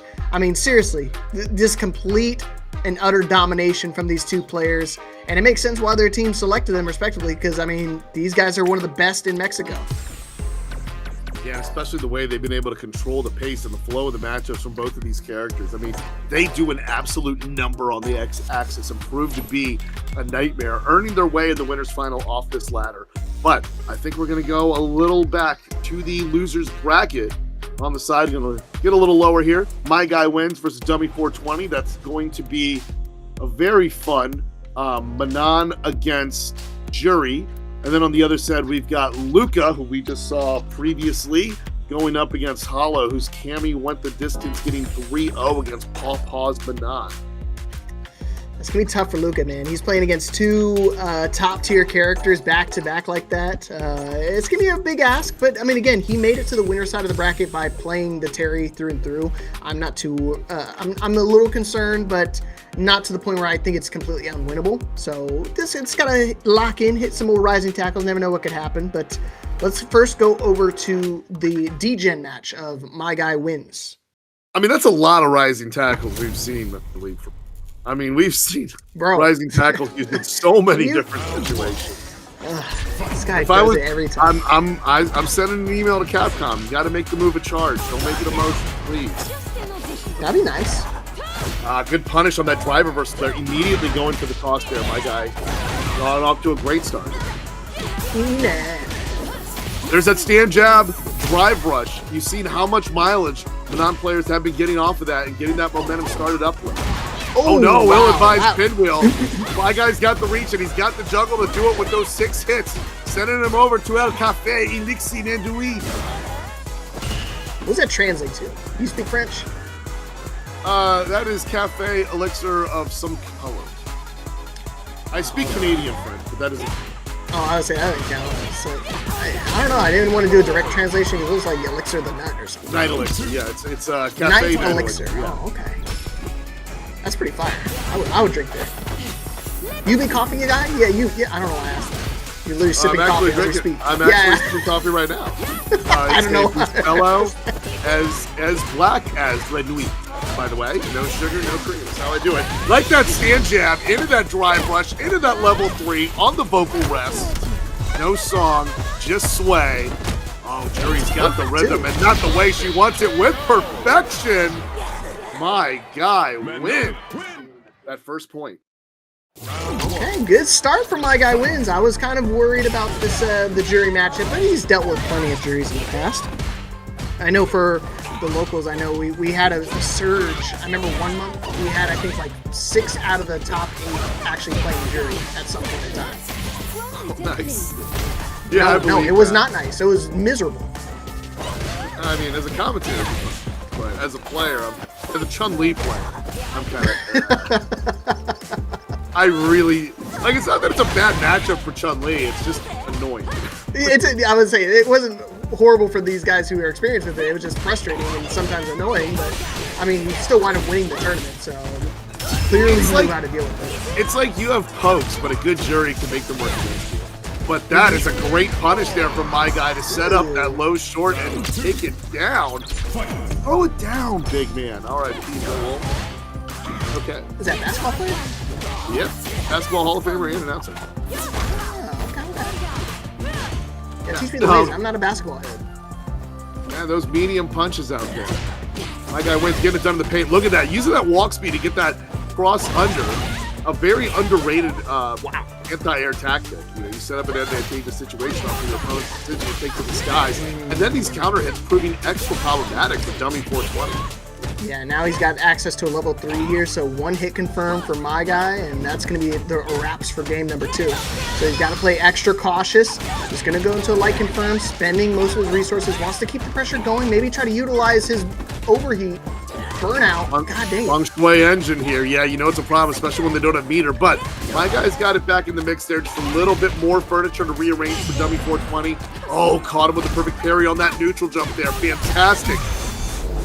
Oh, called it back at it. You don't want to do that against Manon.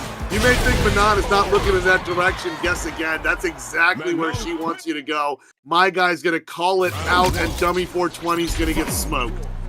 Dude, I don't understand. He has not thrown out a single like string or move that can be like perceived as like an opportunity for you to throw out a DI, and yet he still forces opponents to throw out DIs every time. Oh, I love that. That flying kick there, I don't quite know the move name of it. It's a special move, but going the distance from it, whether you combo it or hit it from the logo there. My Guy Win up 2-0 and pushes Dummy towards the corner. Yeah, it's great because guess what? Her projectiles are grounded, so you go airborne naturally with that move. So it's a great way to kind of close that gap, close that distance. Oh, indeed. But Dummy 420, no slouch. Get that confirmed in the drive rush. You see their good juggle there off the misstep on the projectile. And then you see my guy's reaching a lot with that stand jab, and it just got interrupted a few times, causing that corner pressure to happen. Oh no, that drive reversal got baited. It's called the kicks you're talking about, the Itole. Ah, the Itole. Or maybe that's the Itois. Itois, yeah. I'm gonna say that. I did French for a couple of years too. That's terrible. Yeah, Translates to star. I know that. What Oh, are you is he doing? grounded? Whoa! No, not the reach. Oh, no. Oh, good try. A bit of a reach, but not gonna happen. He saw a flinch and he tried to react to it, but yeah. I mean, not when gonna you're up work out his 2-0, way. when you're up 2-0, you got yourself a little bit of room to work with there. I mean, I think it's a bad decision in other situations, but in that one, I think it's not a bad gamble to work with for my guy.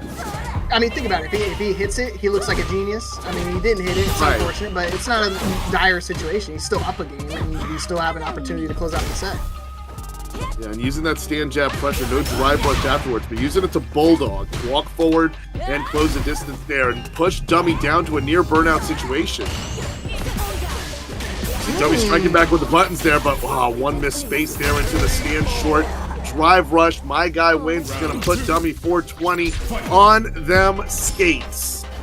Yeah, that's how I'm starting to see that my guy is starting to feel himself a little bit. He's able to disrespect, call out when he's trying to go for the charge ups, because you don't get infinite fireballs. You got to charge them up. That's what the install below Jury's health bar is, and it takes some time to get those fireballs loaded up.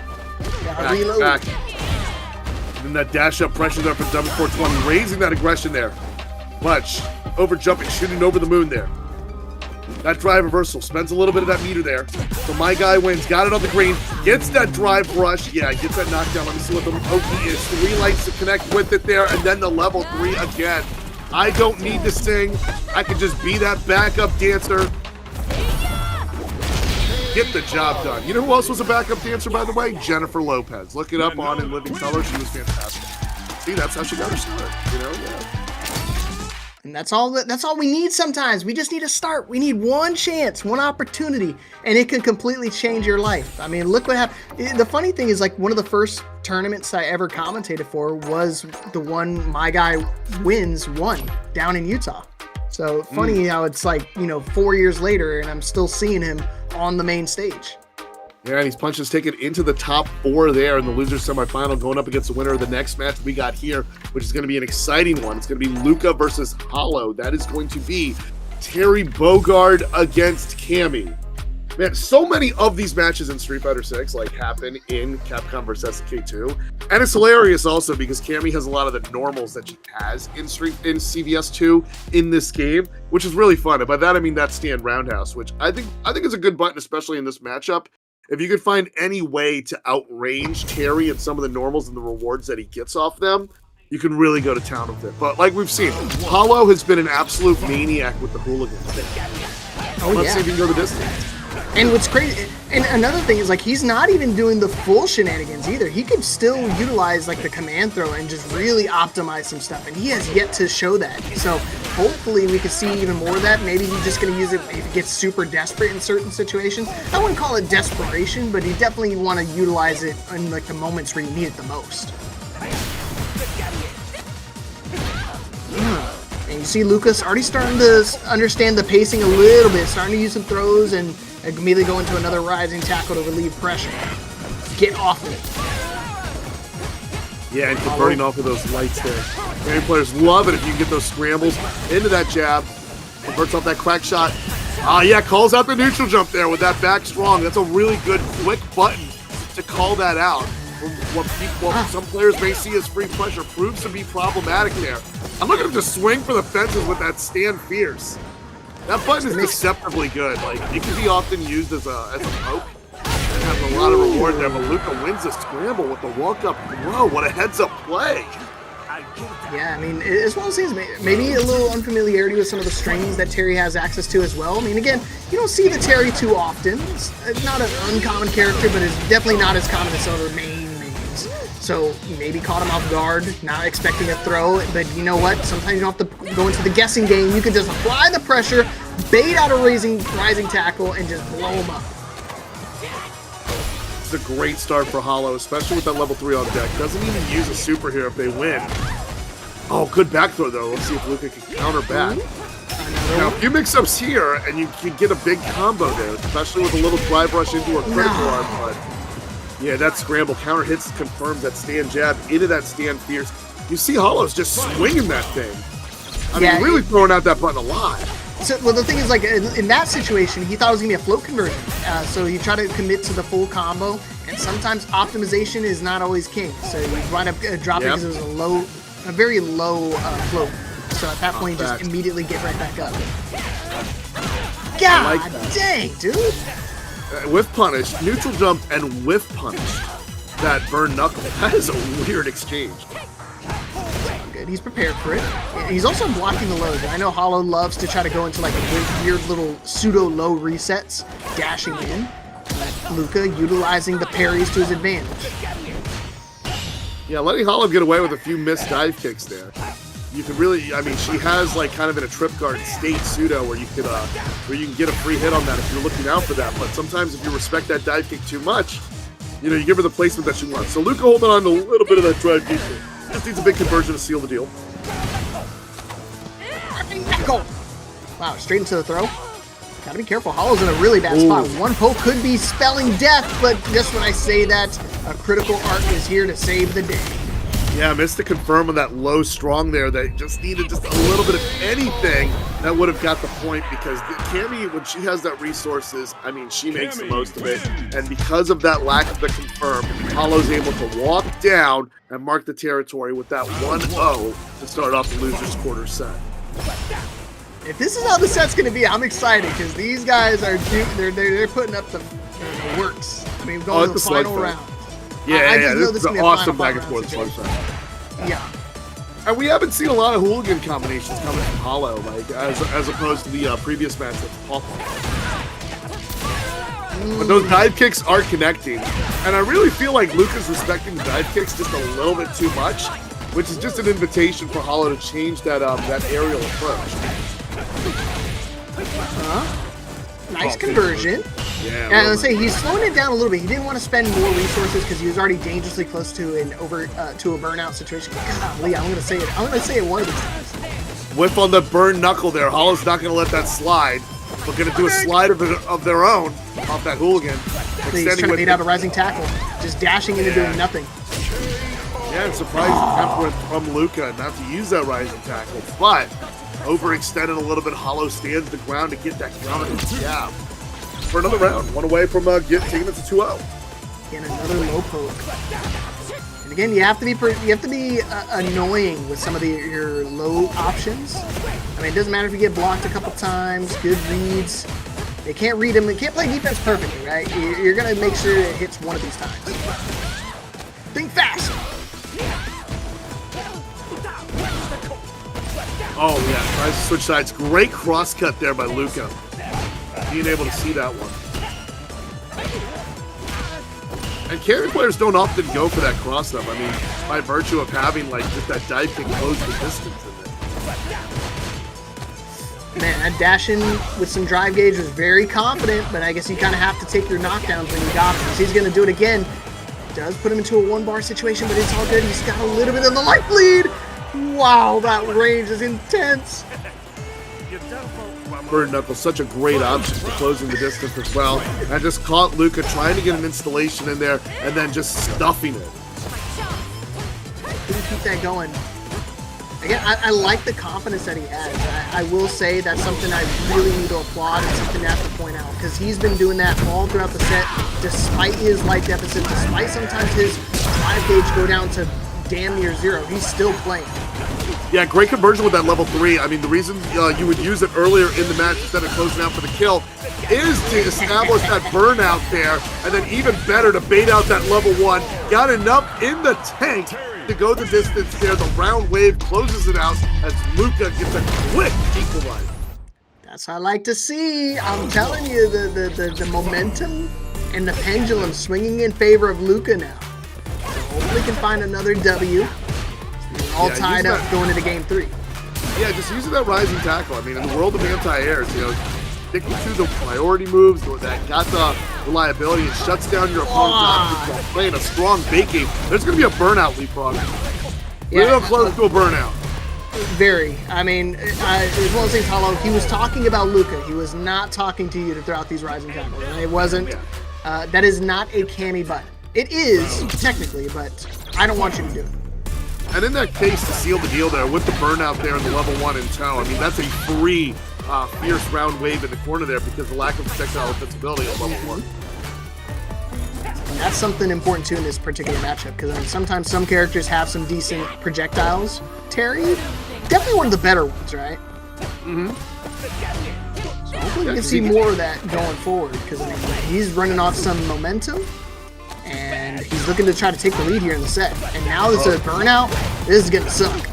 Yeah, scores that burnout there by virtue of holding on to that parry a little bit too long. Didn't even need to get that punish counter throw, really. I mean, the burnout could have happened just by being able to walk back. Taking advantage of this run up level 3, man. A great place. What are we doing? Oh! Well, I already talked about it, Chris, how good his projectile is. Chased him down the whole way through, tried to jump over it. Couldn't try to parry it because honestly the burnout needed to try to avoid it altogether. And now Luca in the lead.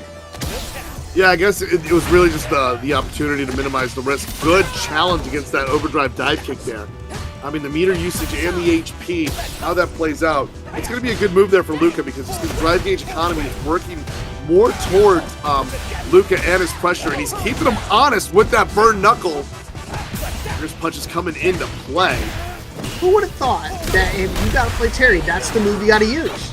Oh, but that drive impact there. And there's that hooligan combo. We haven't seen much of that in this set. Fishing for that overhead. Great parry in the response there by Luca. But, I mean, when you parry against that hooligan mix-up, though, that command grab is going to be happening. Okay. Desperate and burnout. Combo's not going to kill. For one more situation, got to be careful for another throw. Try to go for even the rising tackle, but just didn't have the space to do it. Normally it corrects on which side, but I think he just he jumped in so deep into the back. Yeah, we saw the hitbox usually working in the favor for Terry that we saw earlier in the pool in particular there. And especially when you're walking forward, being reckless with that stand jab, being able to get that jump, especially working against the player's reaction, really proves problematic here. Holo looking very close to getting that equalizer here. Level 3 happens, but while burned down, Luca's got 3 drive stocks to work with. When it's this is just going to have to be a ginormous comeback. Yeah, I'm seeing 2-2 score line already. Unless we do something ridiculous, right? Like cursing this man. There's no way he can bring this back. Oh, I wanted it to happen. I wanted it. But the simple jab is enough to be able to secure the round and tie things up. Yeah, I was straight up just shaking it like, let the crack shoot hit. Let the crack shoot hit because, like, off that wake up to speed, they have to come at you meeting with a strong setup in there. And then we just saw mashing that jab, whether it's crouch or scan. That's really all Holo needed to get that equalizer. Off to a fantastic start with that drive rush confirmed for the low strong. No. Even better. Even better with the punish counter. Let's see what Mixum is going to go for now. Okay, relatively unscathed. I mean, only half of your life gone. That's something you got to really be thankful for. Count your stars, count your blessings while you can. Drive gauge is still about even, but when it comes to Terry, I mean, you gotta spend it to make anything happen. Double whip on the throws there, resets the position.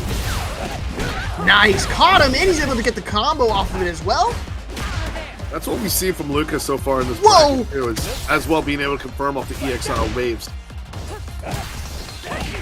I love the challenge again. Love the challenge to get the drive rush there with the stand jab.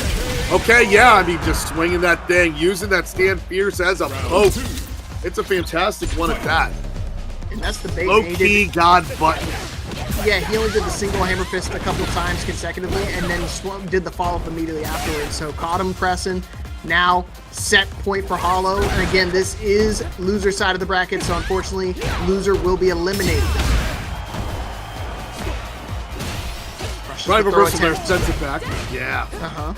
Match point here for Holo. I'll point with a back strong as the anti-air.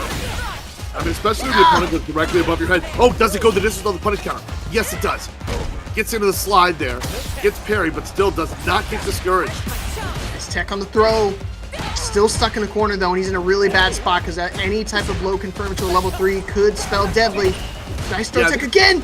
I don't know how he blocked in time. There's your finish, Jimmy. Good dash out of there by Luca. That's good awareness. There it goes.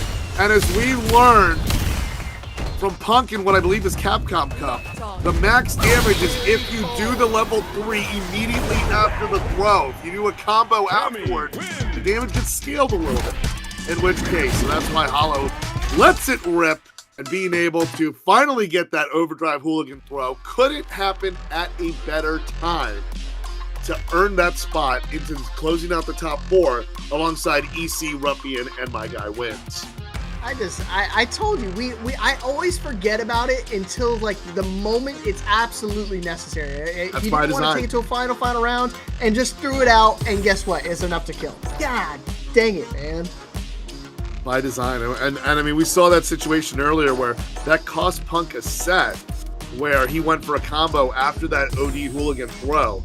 So now Cammy players have done their homework and seen that you get more damage off of going for that level 3 immediately after that throw. Of course, no shade to Punk. He's awesome, great person, but the cool dude, but the hell of a great player too. But at the same time, like, that was definitely something that made the waves around on Street Fighter Twitter, that you get more damage going straight for the level 3 after that OD hooligan. Yeah, good awareness of the situation and good read, all things considered. It went the distance. Luca, still a great performance nonetheless, out at 5th place along with Dummy 420. So now we're going to see that match a little bit later of My Guy Wins versus Hollow. But now we go back up to that team kill that I mentioned earlier in that winners finals. We got Ruffian going against EC. Both of them sponsored by, what is that, Secta TPC. Let's go. Immediately kicking over that stand roundhouse. Such a great poke. It really sets the tone for what Blanca's looking to do in approach.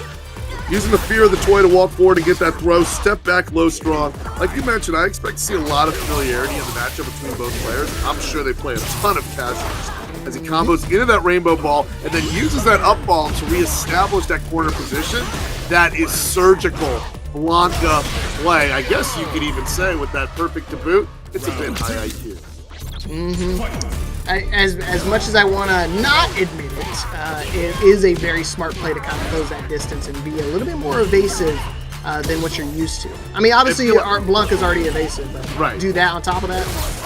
It'd be like that, Leaf Blanca. Some Blancas can fit the circle peg into the circle circle hole. Oh man, a perfect to start. He ain't slowing down anytime soon. Look at this combo. He's got to deal with the Blanca-chan mix-ups.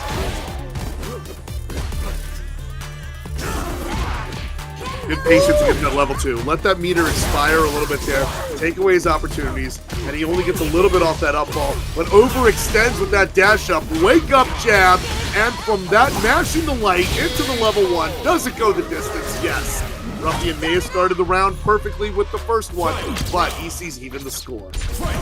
Hey, all tied up still. Could be anybody's game.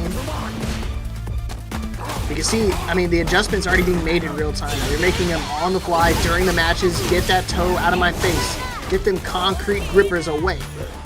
Yeah, that level 1 may have been in response to the Blanca hop there, but it just overextended with that standing short there. But normally Blanca players like to bait a little bit with that Blanca hop there, which very easily could have been like baited for bigger on the other end. Yeah, we're all looking to perfect parry that Blanca ball. You know, when we initiate that parry, it's called the timing, but there goes that errant up ball there. And the drive gauge disparity you gotta look at here in Leapfrog as well. Level 2 on deck goes for that level 1. Yeah, he had to spend the level 1 last time. Try to go for a throw attempt, another one, but luckily he didn't get punished that second time around. 1 HP in the dream for Ruffian. Okay, able to get some breathing room. Puts himself in the burnout, so now he's in a really tough spot and gets the trade off of the cannonball. EC able to walk away with that first game. Yeah, brilliantly played by EC there. Keeping Ruffian on a leash and just like being able to just stay on top of some of these options. Oh no, but stepped on a Lego there. He gets shocked. The send him back there. Oh, that close standing median kick reminds me of Rose's from there's no punch almost here, but reminds me of Rose's. I think that kick is semi-airborne as well, and low clutch is really good. Okay. Yeah, Ruffian picking up where this Blanca left off. We saw a perfect happen in the previous set there, and it looks like he just set up.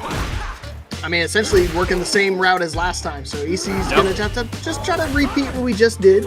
And again, shout outs to Duoza, dropping $14.22 into the Matcherino as well. Takes us up to an even $60.25. And we still have Matcherino codes still, so we can help get even more money into the prize pool. So help us keep playing them codes. Right, we sure can. Rightfully so, Ruffian's like, I got to back up a little bit. I got to back off. Oh, that drive rush Blanca hop. That is just such a brilliant maneuver there to avoid that. But wow, the level 1 catches the neutral jump Blue Frog. That was amazing. Oh. Okay, he's out of the corner, out of harm's way. Gotta be careful. He's still got resources, and Ruffian now just built up to a level 3, so a nice little overhead, just gonna spend most of that. And I think that should be dead, right? Yeah, that should be the equalizer off the level 3.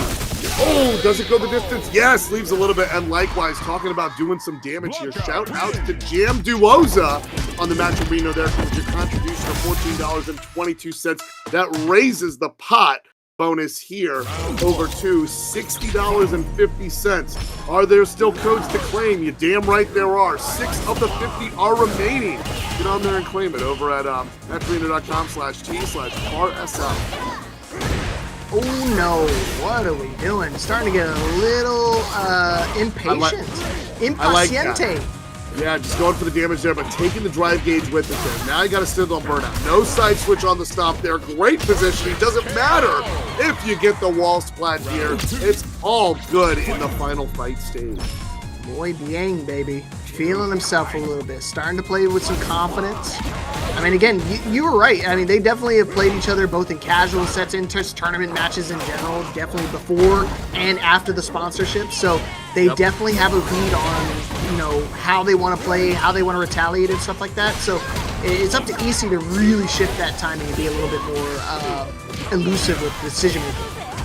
Yeah, you can definitely see how it plays out. You can see that they both are familiar with certain situations there. And how it plays out. I mean, I can read that familiarity that people have, and you can see if they practice against each other. Great response there. I mean, he was sitting on that drive impact to happen. You can tell he was very comfortable in the corner there, knowing that it was going to come out, and then Ruffian got that call out there. And Ruffian begins, and this is the second match of the set that Ruffian has begun with a perfect. Got to get it closer to level 2. And I'm sure it won't be the last either. Yeah, big punish there. This time does not need the level 2. Do get it up into 2-1 territory. Oh man, this is gonna be kind of bleak here. I mean, that first game was definitely in favor of EC, but all of a sudden Ruffian completely locked in. So he's gonna have to try to make some drastic moves now, because I don't think we're gonna have another opportunity, especially if he gets another perfect. Oh wow, and then breaks it up with that punish counter against the DP, launching, and then using that drive meter disparity there. We're going to continue applying a little bit more pressure, a little bit of that extracurricular damage there. He's going to turn on the toys and then rainbow ball it all the way into match point. Another round where he starts with a perfect. Again, set point to, this is to move on into grand finals. Ruffian just starting to feel himself.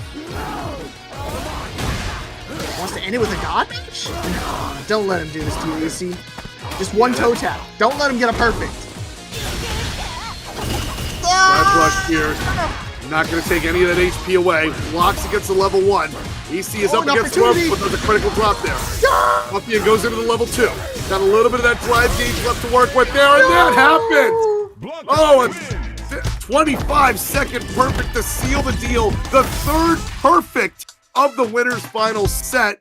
Ruffian has just been proven to have that rent-free spacing in there and just being able to get a decisive route into the grand final. Yeah, seriously, great stuff for Ruffian. I mean, to beat EC is no easy feat, but then to do it in a commanding fashion like that and to do it with a double perfect, testament to the skill, showing off why he's one of the better Blanca players that we have here in North America, just completely lighting it up. Books his ticket into grand finals. So now we're gonna have to see who meets him down there in that grand finals. Yeah, and as Ruffian, another thing that's got to add, you got to feel great about this feeling going into grand finals as well, is, if I recall correctly, the only person who has a victory over Ruffian in this set is Rasek, who's been long gone out of this top 8. So he plays the winner of the winner of who play EC against the winner of My Guy Wins versus Hollow, which is the match that is coming up next. You're going to see more Manon going up against more of that Cammy play. Let's see. I know we've seen this matchup before. We've seen some Cammy and Manon play out. Yeah, Hollow defeated Paw Paw in the losers round 1 that we saw in the beginning of top 8. Yeah, so he's definitely had the matchup experience, not only in general, but just today even. Again, he's already played against one Manon. Let's see how he fares against the second one. This one, a little bit more successful in terms of just overall success here for Paragon. I know he won one a couple weeks ago, if not finished second. I would assume he won. I mean, it's literally in his name, My Guy Wins. So trying to live up to the name again tonight. But he's got his work cut out for him, because not only even if he beats Hollow here, he's got to go through the Secta TPC gauntlet. I mean, yeah, and it's the fact that you got to go through Cammy, then you got to go through Jury, then you got to go through Blanc. That's gonna be crazy. But if anybody's up to the task, it's definitely this guy right here. Oh, My Guy Wins is not in the unitard. He ain't sweating in that outfit 3. I'll tell you that. No, he loves picking this one. I don't know why.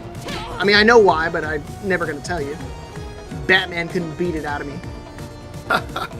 I mean, it's drip, dude. It's a very good outfit. And I wish this game had a lot more outfits. I mean, coming from Street Fighter V, where I was literally buying every single Red Bull I possibly could to get every single outfit. I'm a Chun-Li player. I was the only player not complaining about how many outfits Chun-Li had in that game, because now I realize how spoiled I was. So we got, I think, a little bit of an inconsistency in the connection there. So I think both players have opted to run this one back. Or I think, is Hollow still in there? I only see My Guy here in the lobby, so maybe just a quick little Alt F4 so you can figure out how to get connection to stabilize a little bit. Yeah. Reload them shaders. Been there before, I get it. Yeah, reload them shaders. It gives us time to get you the rest of those codes left. Controller problem. Okay. That could be an issue too. Again, you play a whole tournament on a specific controller doesn't necessarily mean everything's set in stone. I'm heartbroken, Chris, because I just found out my Quamba no longer works. The down input is broken. Oh man, that sucks when that happens. I mean, I've had a few Quamba sticks. They're fantastic. What's funny is sometimes I pronounce it Chiamba. I know a few people who pronounce it that. So I don't know what the official pronunciation. From what I learned when talking to some reps from Quamba, they say Quamba's good to go. But they did actually, shameless plug here. They my friend Hot Pie actually showed me that they released a new HRAF Q4. He sent that to me on. It looks like they have a new HRAF Q4, by the way. So, which is a I think they announced one. Let me go and check my DMs. But yeah, I've been rocking with Victrix for a bit. Now I'm rocking with the Daija that I won at Evo. Great stick. He won from playing, by the way, guys. In case you missed it. Yeah, Shaq Fu, by the way. Yes, Shaq Fu. No, you're not supposed to tell him that, bro. You're supposed to just say, I won it by playing, and then you don't say what the game is. Well, I mean, it was a mystery game. I didn't know going into it, Oh, is that what it was? Okay. Yeah, that's how I won Super Nintendo KI, because I do not own KI. The funny part is Ketchup actually tried to enter that tournament, but he had a commentary block, and that would have definitely spelled my doom, but we take notes. Shout outs to Ketchup and Mustard. Those guys are awesome. Oh, they're great. I love those dudes, man. Yeah, definitely was awesome meeting them over at Combo Breaker. So here we are, losers semifinal. Yeah. You're doing good work, man. You're going to run into a lot of great people in this community. We'll get there. Good feint there by My Guy Wins. Hollow does not fight him. Hollow tried to get a feint himself with a stopping short on the dive kick there. Usually that throws out some errant pokes from the non-players. especially if they're overreaching for that stand roundhouse, which if I recall correctly, they made that a little bit more whip punishable alongside Manises. I was wondering, it did feel like it was a little easier to finish, so I guess that's probably why. I just, sometimes I think I'm getting better, and then sometimes I just realize, oh, it's actually because they just straight up nerfed the heck out of it. Well, I also know that on X, like, Manon players will always let me know every single nerf that you receive. You know, you guys have definitely made sure I've kept up to date with all the nerfs you get. As my guy Win overcomes that, I mean, hey, what does that t-shirt say? Nerf, patch, buff, adapt, you know? Likewise, my guy wins. That was a very quick victory there for a Manon, too. I mean, especially in that first round, getting to that 5 battle count there, really proving problematic. Yeah, like I said, with some of these Manon players, they'll give you, they're looking for any opportunity to tell you why Manon is bottom. Yeah. I don't blame them though, you know. I do. You don't need to be crying about it. You guys still have decent characters. Just take it on the chin. Especially with how that low strong does an awesome job of the whip punish there, especially against one of Cammy's better buttons with that low forward. And there we see it, that stand roundhouse. Not discouraged to use it. Give me that sweet chin music. Send him back. Okay. Another round in favor of my guy wins. Ooh. Okay, see, and that's what I was talking about. He doesn't like to optimize all of his combos every single situation, so you gotta make sure you're ready and aware to make sure you don't get caught up by some of these command throws. Oh. Now in burnout, this is gonna suck, yeah. Oh yeah, you know it will. When it rains, it pours. Oh, what a drop, though. And that drop comes at a horrible time, too. Given the drive gauge disparity now, a whole new lease on life on Holo now, especially leaving my guy Win burned down. Right, here comes that level 2 rather, and just takes to the skies with the flexibility. My guy Win's like, I ain't gonna let you hold that comeback. The 2-0. I mean, great awareness. I mean, he could have done a level 3 as well. It would have killed all the same. But just in case, on the off chance he did block it and it didn't work, he would have been able to save up at least a little bit of meter. And yeah, you gotta be careful with that drive impact. Gone. You gotta be careful with that against Manons. They are so good at being able to catch their footing and punish that as well. Wow! But I really want to point out Holo using the going empty on the hooligan combination, mashing, hitting down to land and then getting that punish down throw. Awesome. Just kill. Oh no! Okay, it wasn't the X version, so you can't do a combo off of it, but he's still looking for a kill. And that's because of my guy just not trying to get the regular combo for the kill. He tried to go for another command throw and close it out. Got a little greedy there. Yeah, Holo here down 2-0. Off to a great start there, especially with that neutral jump. Slides after that that hooligan. Normally that would be a bit unsafe or risky to do, but in some cases it's a very nice change of pace and mix-up to bring into the field. Trying to grab him up. A little evasive. Caught him again. I don't think he's gonna spend his level 3 right away, so he's just gonna look for maybe for another command throw, add another medallion up. Yeah, just using these buttons to just buy a little bit of space away from Manon while the drive gauge rebuilds. Drive rush happens there. I think that might have been a misinput on that challenge there. My guy Win's gonna cash out with that level 3. Oh, and get those vocals in there. Finally bringing vocal cords out to shine. And shine they will, like a shooting star. One more round for my guy Wins, and he is moving on to losers finals. Ooh, ungod. Oh man, try to go for a reset. What are you doing? Slow it down. Getting a little greedy again. Trying to find his opening, any opportunity he can to try to look for a command throw. He's definitely gonna try to take it. He's gotta be careful. Holo's starting to sniff it out a little bit, starting to play a little bit more evasive. You see the command throws coming out a lot more often as well. And Holo, with the right combo, might be enough to kill. Going straight to level 3. Is it level enough? 3 on the yellow. Yeah. Oh, it's going to prove problematic there. Yeah, and it's really like, I mean, you got the metal count. Here's the issue here. And Holo's able to close the gap here with that 2-1 score there. But it's the fact that the metal count was so low at 2, and the fact that you exhausted that critical art to win that last round. I mean, Holo's not playing with a lot of fear in that situation because my guy Wins is not going to be able to get the damage to close the distance. Oh yeah, especially with how big the deficit was. Like, again, only 2 stacks, you can get a command throw. Hell, you can even get 2 of them. Still not going to be enough to close that ginormous life gap.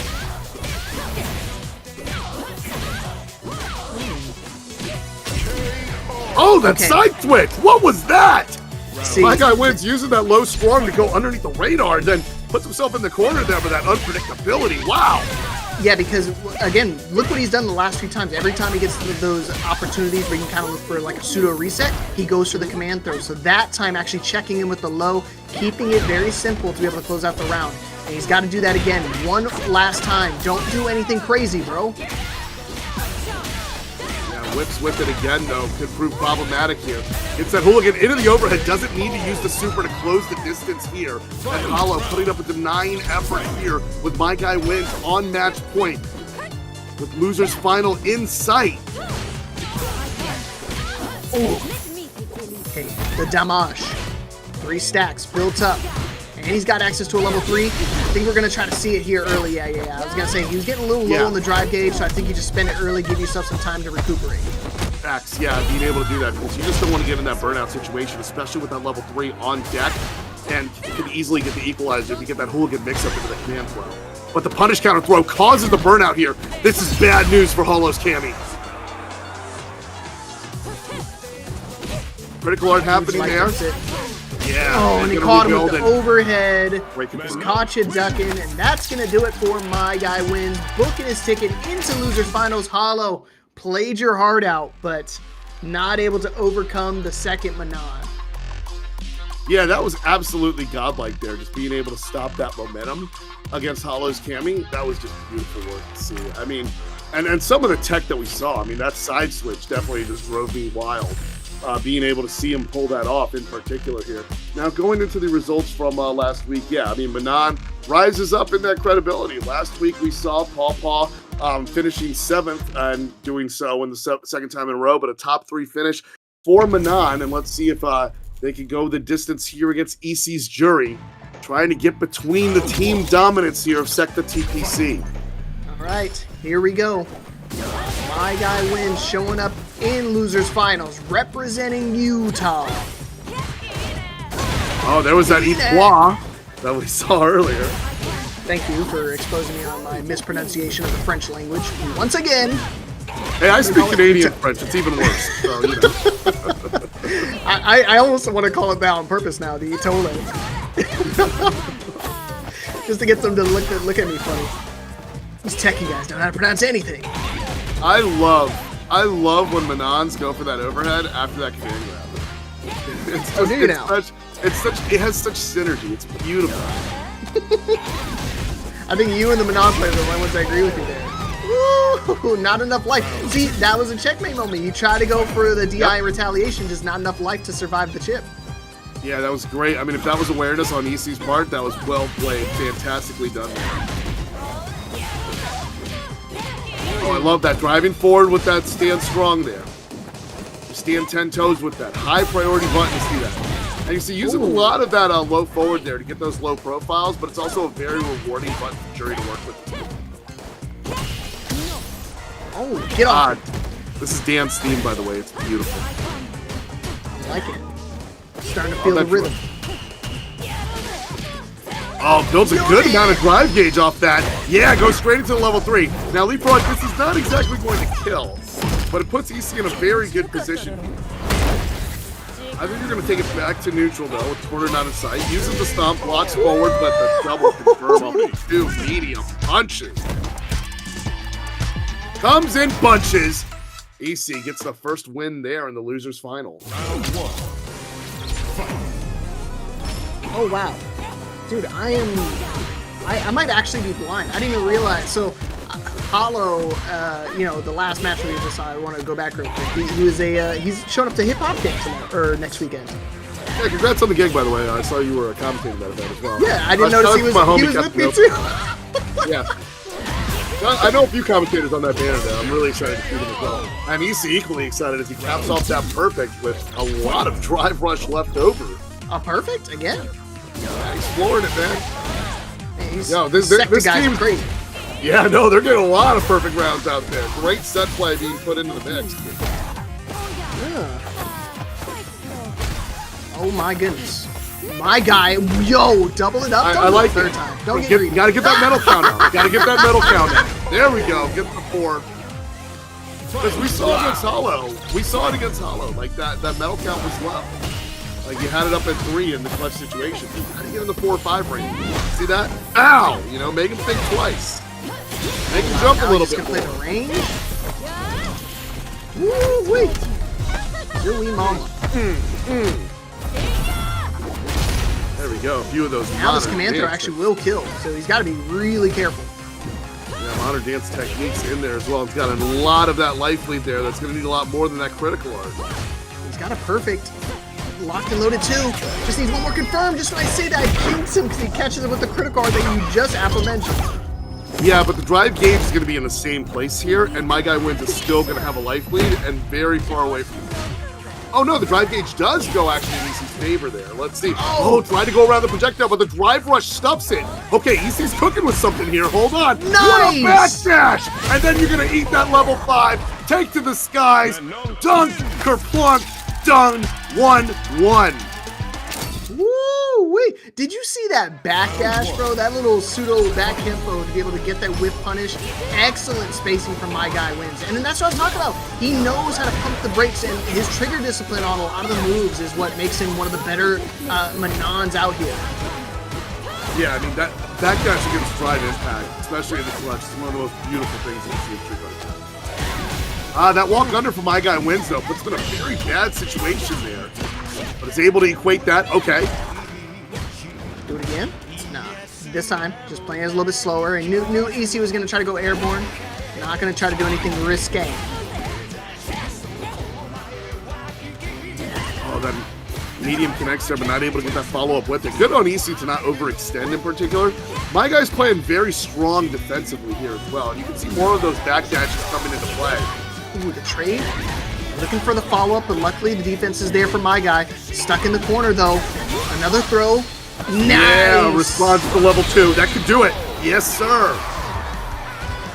And what's good about using that backdash to make Jury overextend is that Manon's got some great buttons with great reach. I mean, especially with that drop kick you're seeing off that jump in there. So it really doesn't get Manon, like, out of the picture in particular as much as it buys her space to work with more. And then get enough room to get a big bait on that level 1. Yeah, it's starting to feel the pressure just a little bit. And yeah, Manon, you know, you don't think about it, but she's got some long limbs. It reminds me a lot of Sagat, where she can kind of just bait opponents into swinging. And it apparently doesn't matter for EC. Just got the first level 1 blocked. It means I could try it again the second time. Oh, good air to air there. Good call out. But the level 1 in response against that string. My guy's still in the driver's seat there, despite the corner. What? Another backdash. Oh, man. Spells the doom.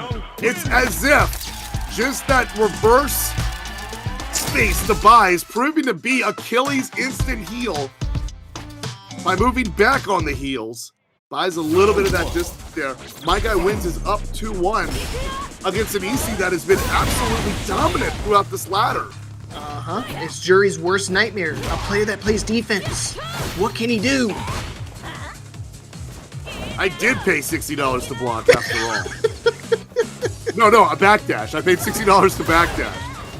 Oh, he tried to jump over with the low Oh, tech. did you see that? The extension of that low strong. It is such an amazing whip punishing tool. And another backdash happening. I'm telling you, chat, that is the $60 Season 4 backdash. He called that one out, though. He called it out throwing them bows. So, all right, bet. Go ahead and try it again. I dare you. Puts himself in a burnout, so not able to retaliate anything. Didn't build it to a level 2 in time. You saw him the last time he tried to go for the DI. Responds immediately with the level 2. Getting close to it, though. So you got to be real cautious if you're EC. I think you want to try to go for anything aggressive. You got to go now. Oh, he landed on it. Dang it. That's good. And keeping that drive impact in a way that's not... Oh, wait a minute. I think there was a mistiming there. Leads to that level 2. Because I was going to say that was the only answer to that drive impact, but I think EC Life was able to mask that pressure in there to make that drive impact a bit deceptive. But my guy Win still says, hey, you know, that's my reversal option. That's my ride or die at the corner. I'm going to live by it. I'm going to die by it. And I'm going to do it. That what are you doing? sucks. What are you doing? Oh, we're just taunting him now. It ain't gonna work, bro. He's got such a big life lead. He's got the round count, the game advantage. There's no reason for him to do anything crazy. Oh, another gosh. dunk there. Surprised it's not a burnout. Oh, got him back with it. Hitting him with that stutter step, that stuttering. Yeah, No, again! The backdash with the disrespect. Look at him. He's just taunting him. He didn't even go for the kill. Bro is just plain disrespectful. I'm playing with Just your goes food out perfect. here. Didn't take it.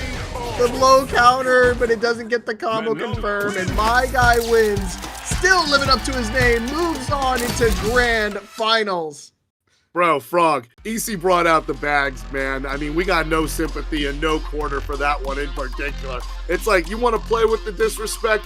Fine. I'm going to play my food and then give you something to swallow to teach you to chew. That was absolute brilliance from my guy wins. I mean, just, I look, man, I'm a Street Fighter 4 Rose player, okay? That character won Evo with the backdash, okay? I know how cancerous backdashes can be in the meta, but just seeing it just get into the head of such an awesome, amazing, disrespectful jury player like that is just amazing to see, and just an awesome, awesome run to close out the loser's bracket there as my guy wins, goes through a very wild gauntlet here. I mean, let's just run it back. Let's just see what he faces against. He's getting sent to losers to Ruffian. He's getting sent to lose by Ruffian, right? Got to run into dummy 420 there.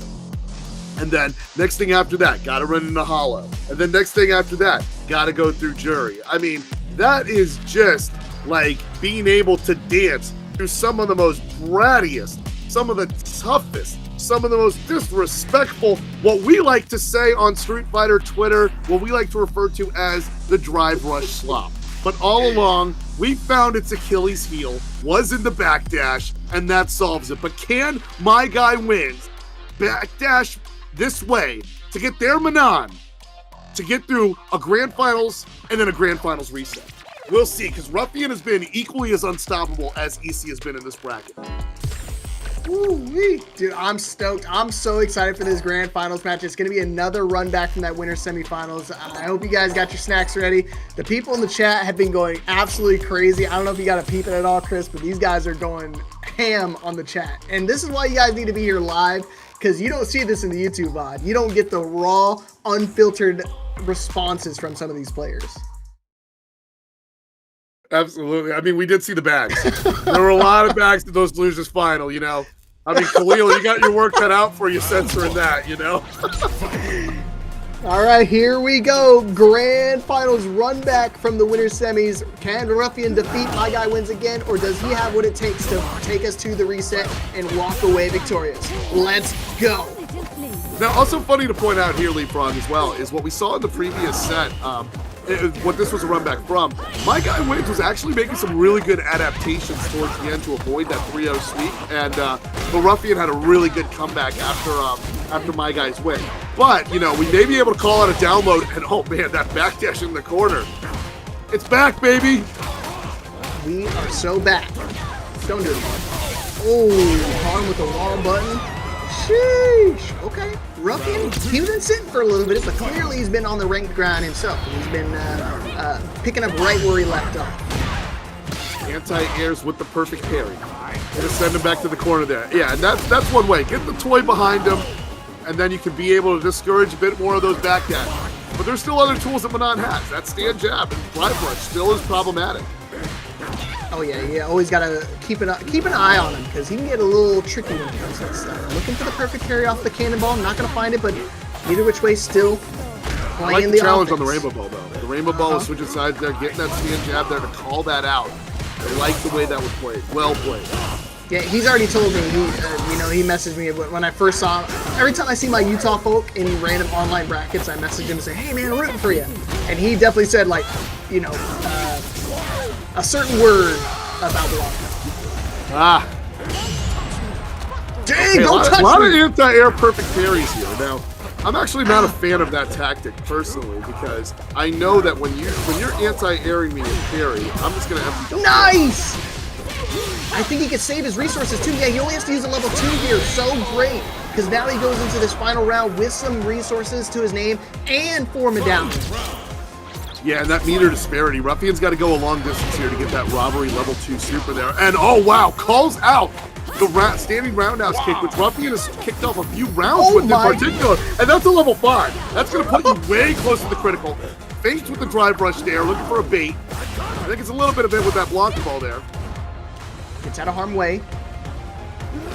Golly. Ruffian teetering on the edge of critical, but he's got a long way to go before getting to that level 3. Another level 2. No, finishes it with the Etoile. The Etoile. That's why you put a star next to that perfect. The Etoile coming out to play for My Guy Wins. Able to take that first game of the grand finals. And I mean, I don't know, EC. You're saying this man's not able to beat the Blanca, but it's looking pretty good at the start. You're mine! Oh, that drive reversal well scouted and brought out. And gets a startup on that toy. Was out there for a little bit there. Was able to get that extra mix-up. All right, trying to win the poking war with that scratching Pierce. Good response. Good round from Ruffian until that level 1 buys the fight. Buys a little bit of time for My Guy Wins, but oh no, that's bad news that he had overdrive blocked the ball.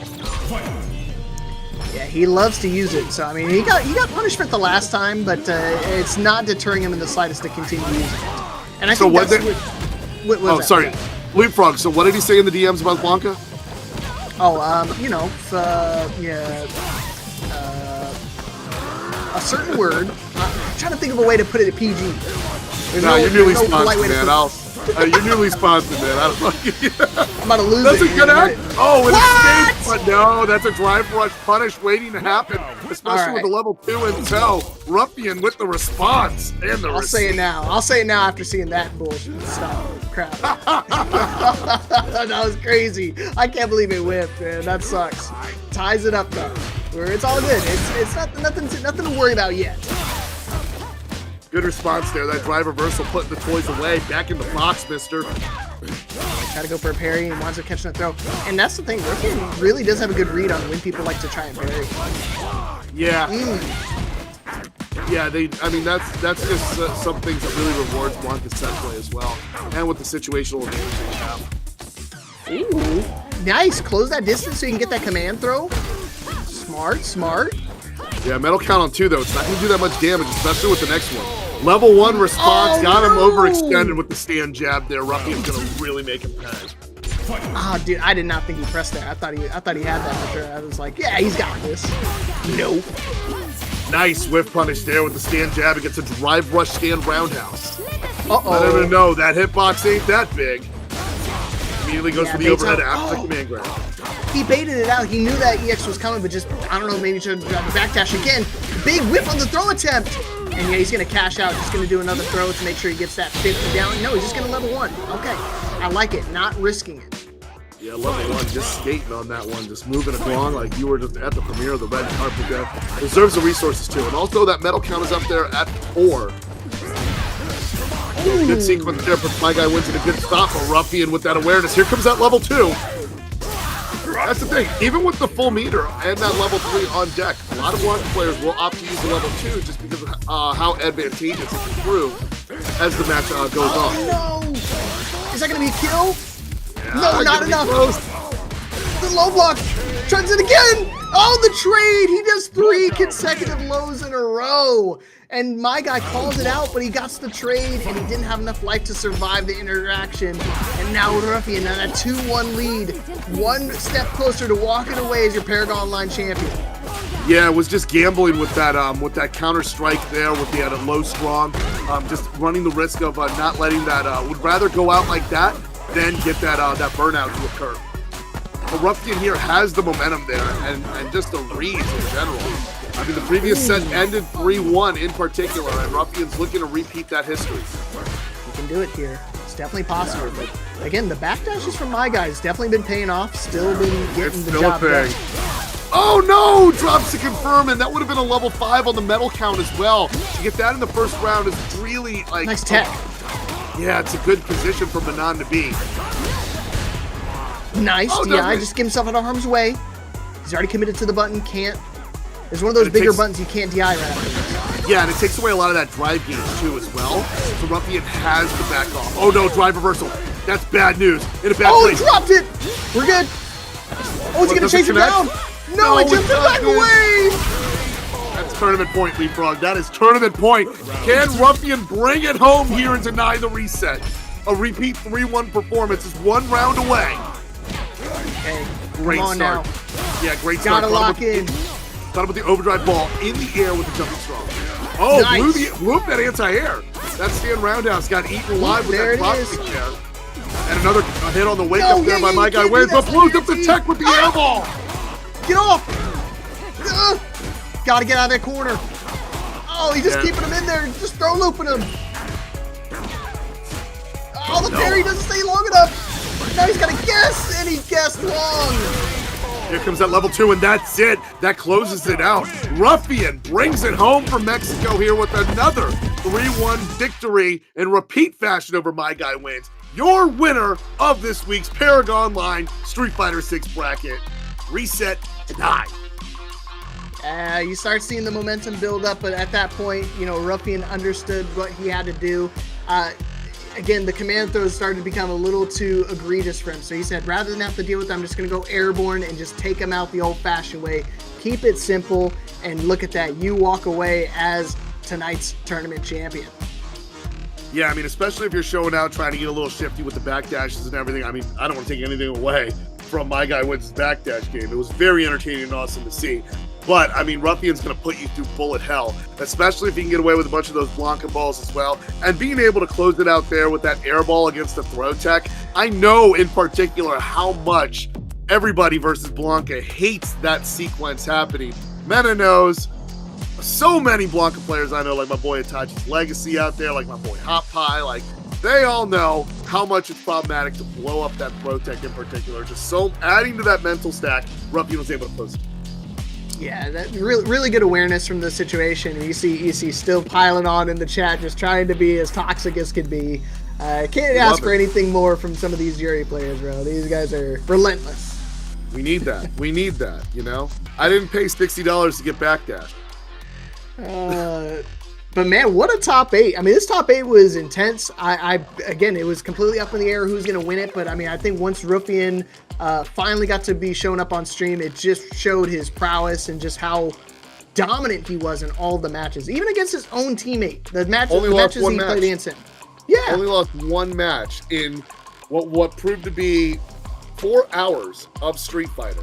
Only losing 1 match. That's godly.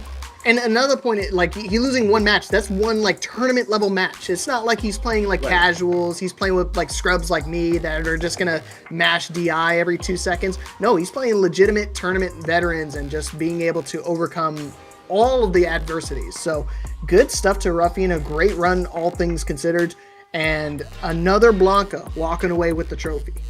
I mean, 3-0 in the top 8 after going 7-1 in the ladder.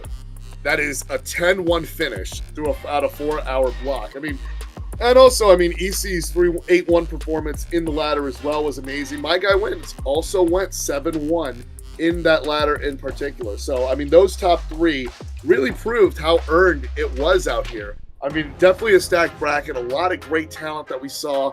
I mean, rising players and just people who put in the work to get better at this game overall that you see go into it. But I mean, you got 8-1, 8-1, 7-1 to round out your top 3. I mean, all aboard, very well earned, very well played across the week. Great stuff. And of course, big shout outs to everybody here showing up tonight for Street Fighter. If you're looking for other games beyond Street Fighter, we have a plethora of fighting games at your disposal, all still free to enter and all starting about the same start time except for tomorrow. Tomorrow's on Sundays. We start them a little bit earlier at 3 p.m. For some 2x KO. So sign up either yourself or with your buddy. Again, free to play game, and it's free to enter tournaments. So why not jump in and get some games going? And look at all the titles. And we're going to add Tokon on Tuesdays as well. So that's going to be 7 days of relentless FGC action.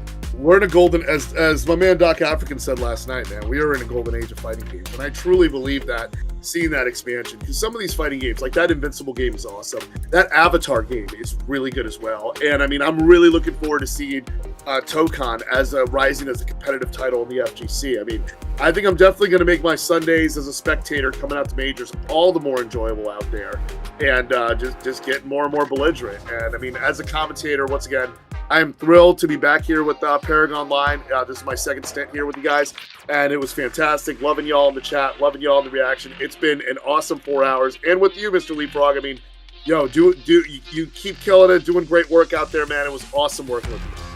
I appreciate it, man. I'm excited to get back into it. I know I've taken a little hiatus off from Street Fighter for a bit, but I'm happy that Breakout's also getting involved with Street Fighter as well. They've started to do them on Fridays. So now you have 2 tournaments back to back. You do it on Friday and you can do it Saturday here. So hopefully I see you guys again in some more of these brackets. I got a big weekend of commentary. I do 5 different games this week. I was doing Valorant earlier. I did Tekken, Fatal Fury, Street Fighter, and then tomorrow is going to be Overwatch. So I have a big weekend ahead of me. You got anything planned for tomorrow, brother? Yeah, I'm just gonna watch the World Cup final out here, hopefully with my mother, and then I just got some retro streams lined up as well. I mean, over on TikTok, it's been going pretty well, streaming The Legend of Zelda as well as some Sega Genesis for you guys. Thanks for the fans who've been tuning in for that and been supporting the stream on both Twitch. It's on Twitch and TikTok at Team Chris, and also on X and on Facebook. You can find me at Team Chris Plays. I'm arriving on all those channels everywhere, and I want to give a special shout out too to everyone who tuned into the Evo Top 8 for USF4. We're nearing 100,000 views on that. That was such a pleasure to commentate that alongside Tyrant. Really, truly thankful to Tenno and Duelist for that gig, which was absolutely fantastic for me and a dream come true to commentate a top 8 of Street Fighter 4 at Evo. I mean, that game just means so much to me and my soul. But, I mean, this weekend having to do back-to-back blocks of Street Fighter 6 was also absolutely fantastic. Again, I mean, I really tip my cap over to Jeremy, Khalil, and everybody at Paragon for putting this together. I hope we get a lot of views on the YouTube, man. A lot of stuff coming in, a lot of hype out there. This was a hell of a ladder, hell of a top 8, and a hell of a great showing that shows Street Fighter 6 is eating good, and the competition is in the place to be. Yatu Sabis. Yes, sir. And with that being said, again, thank you everybody for tuning in. We'll see you guys again tomorrow at 3 p.m. Eastern for 2XKO. See you guys tomorrow. Have a good night.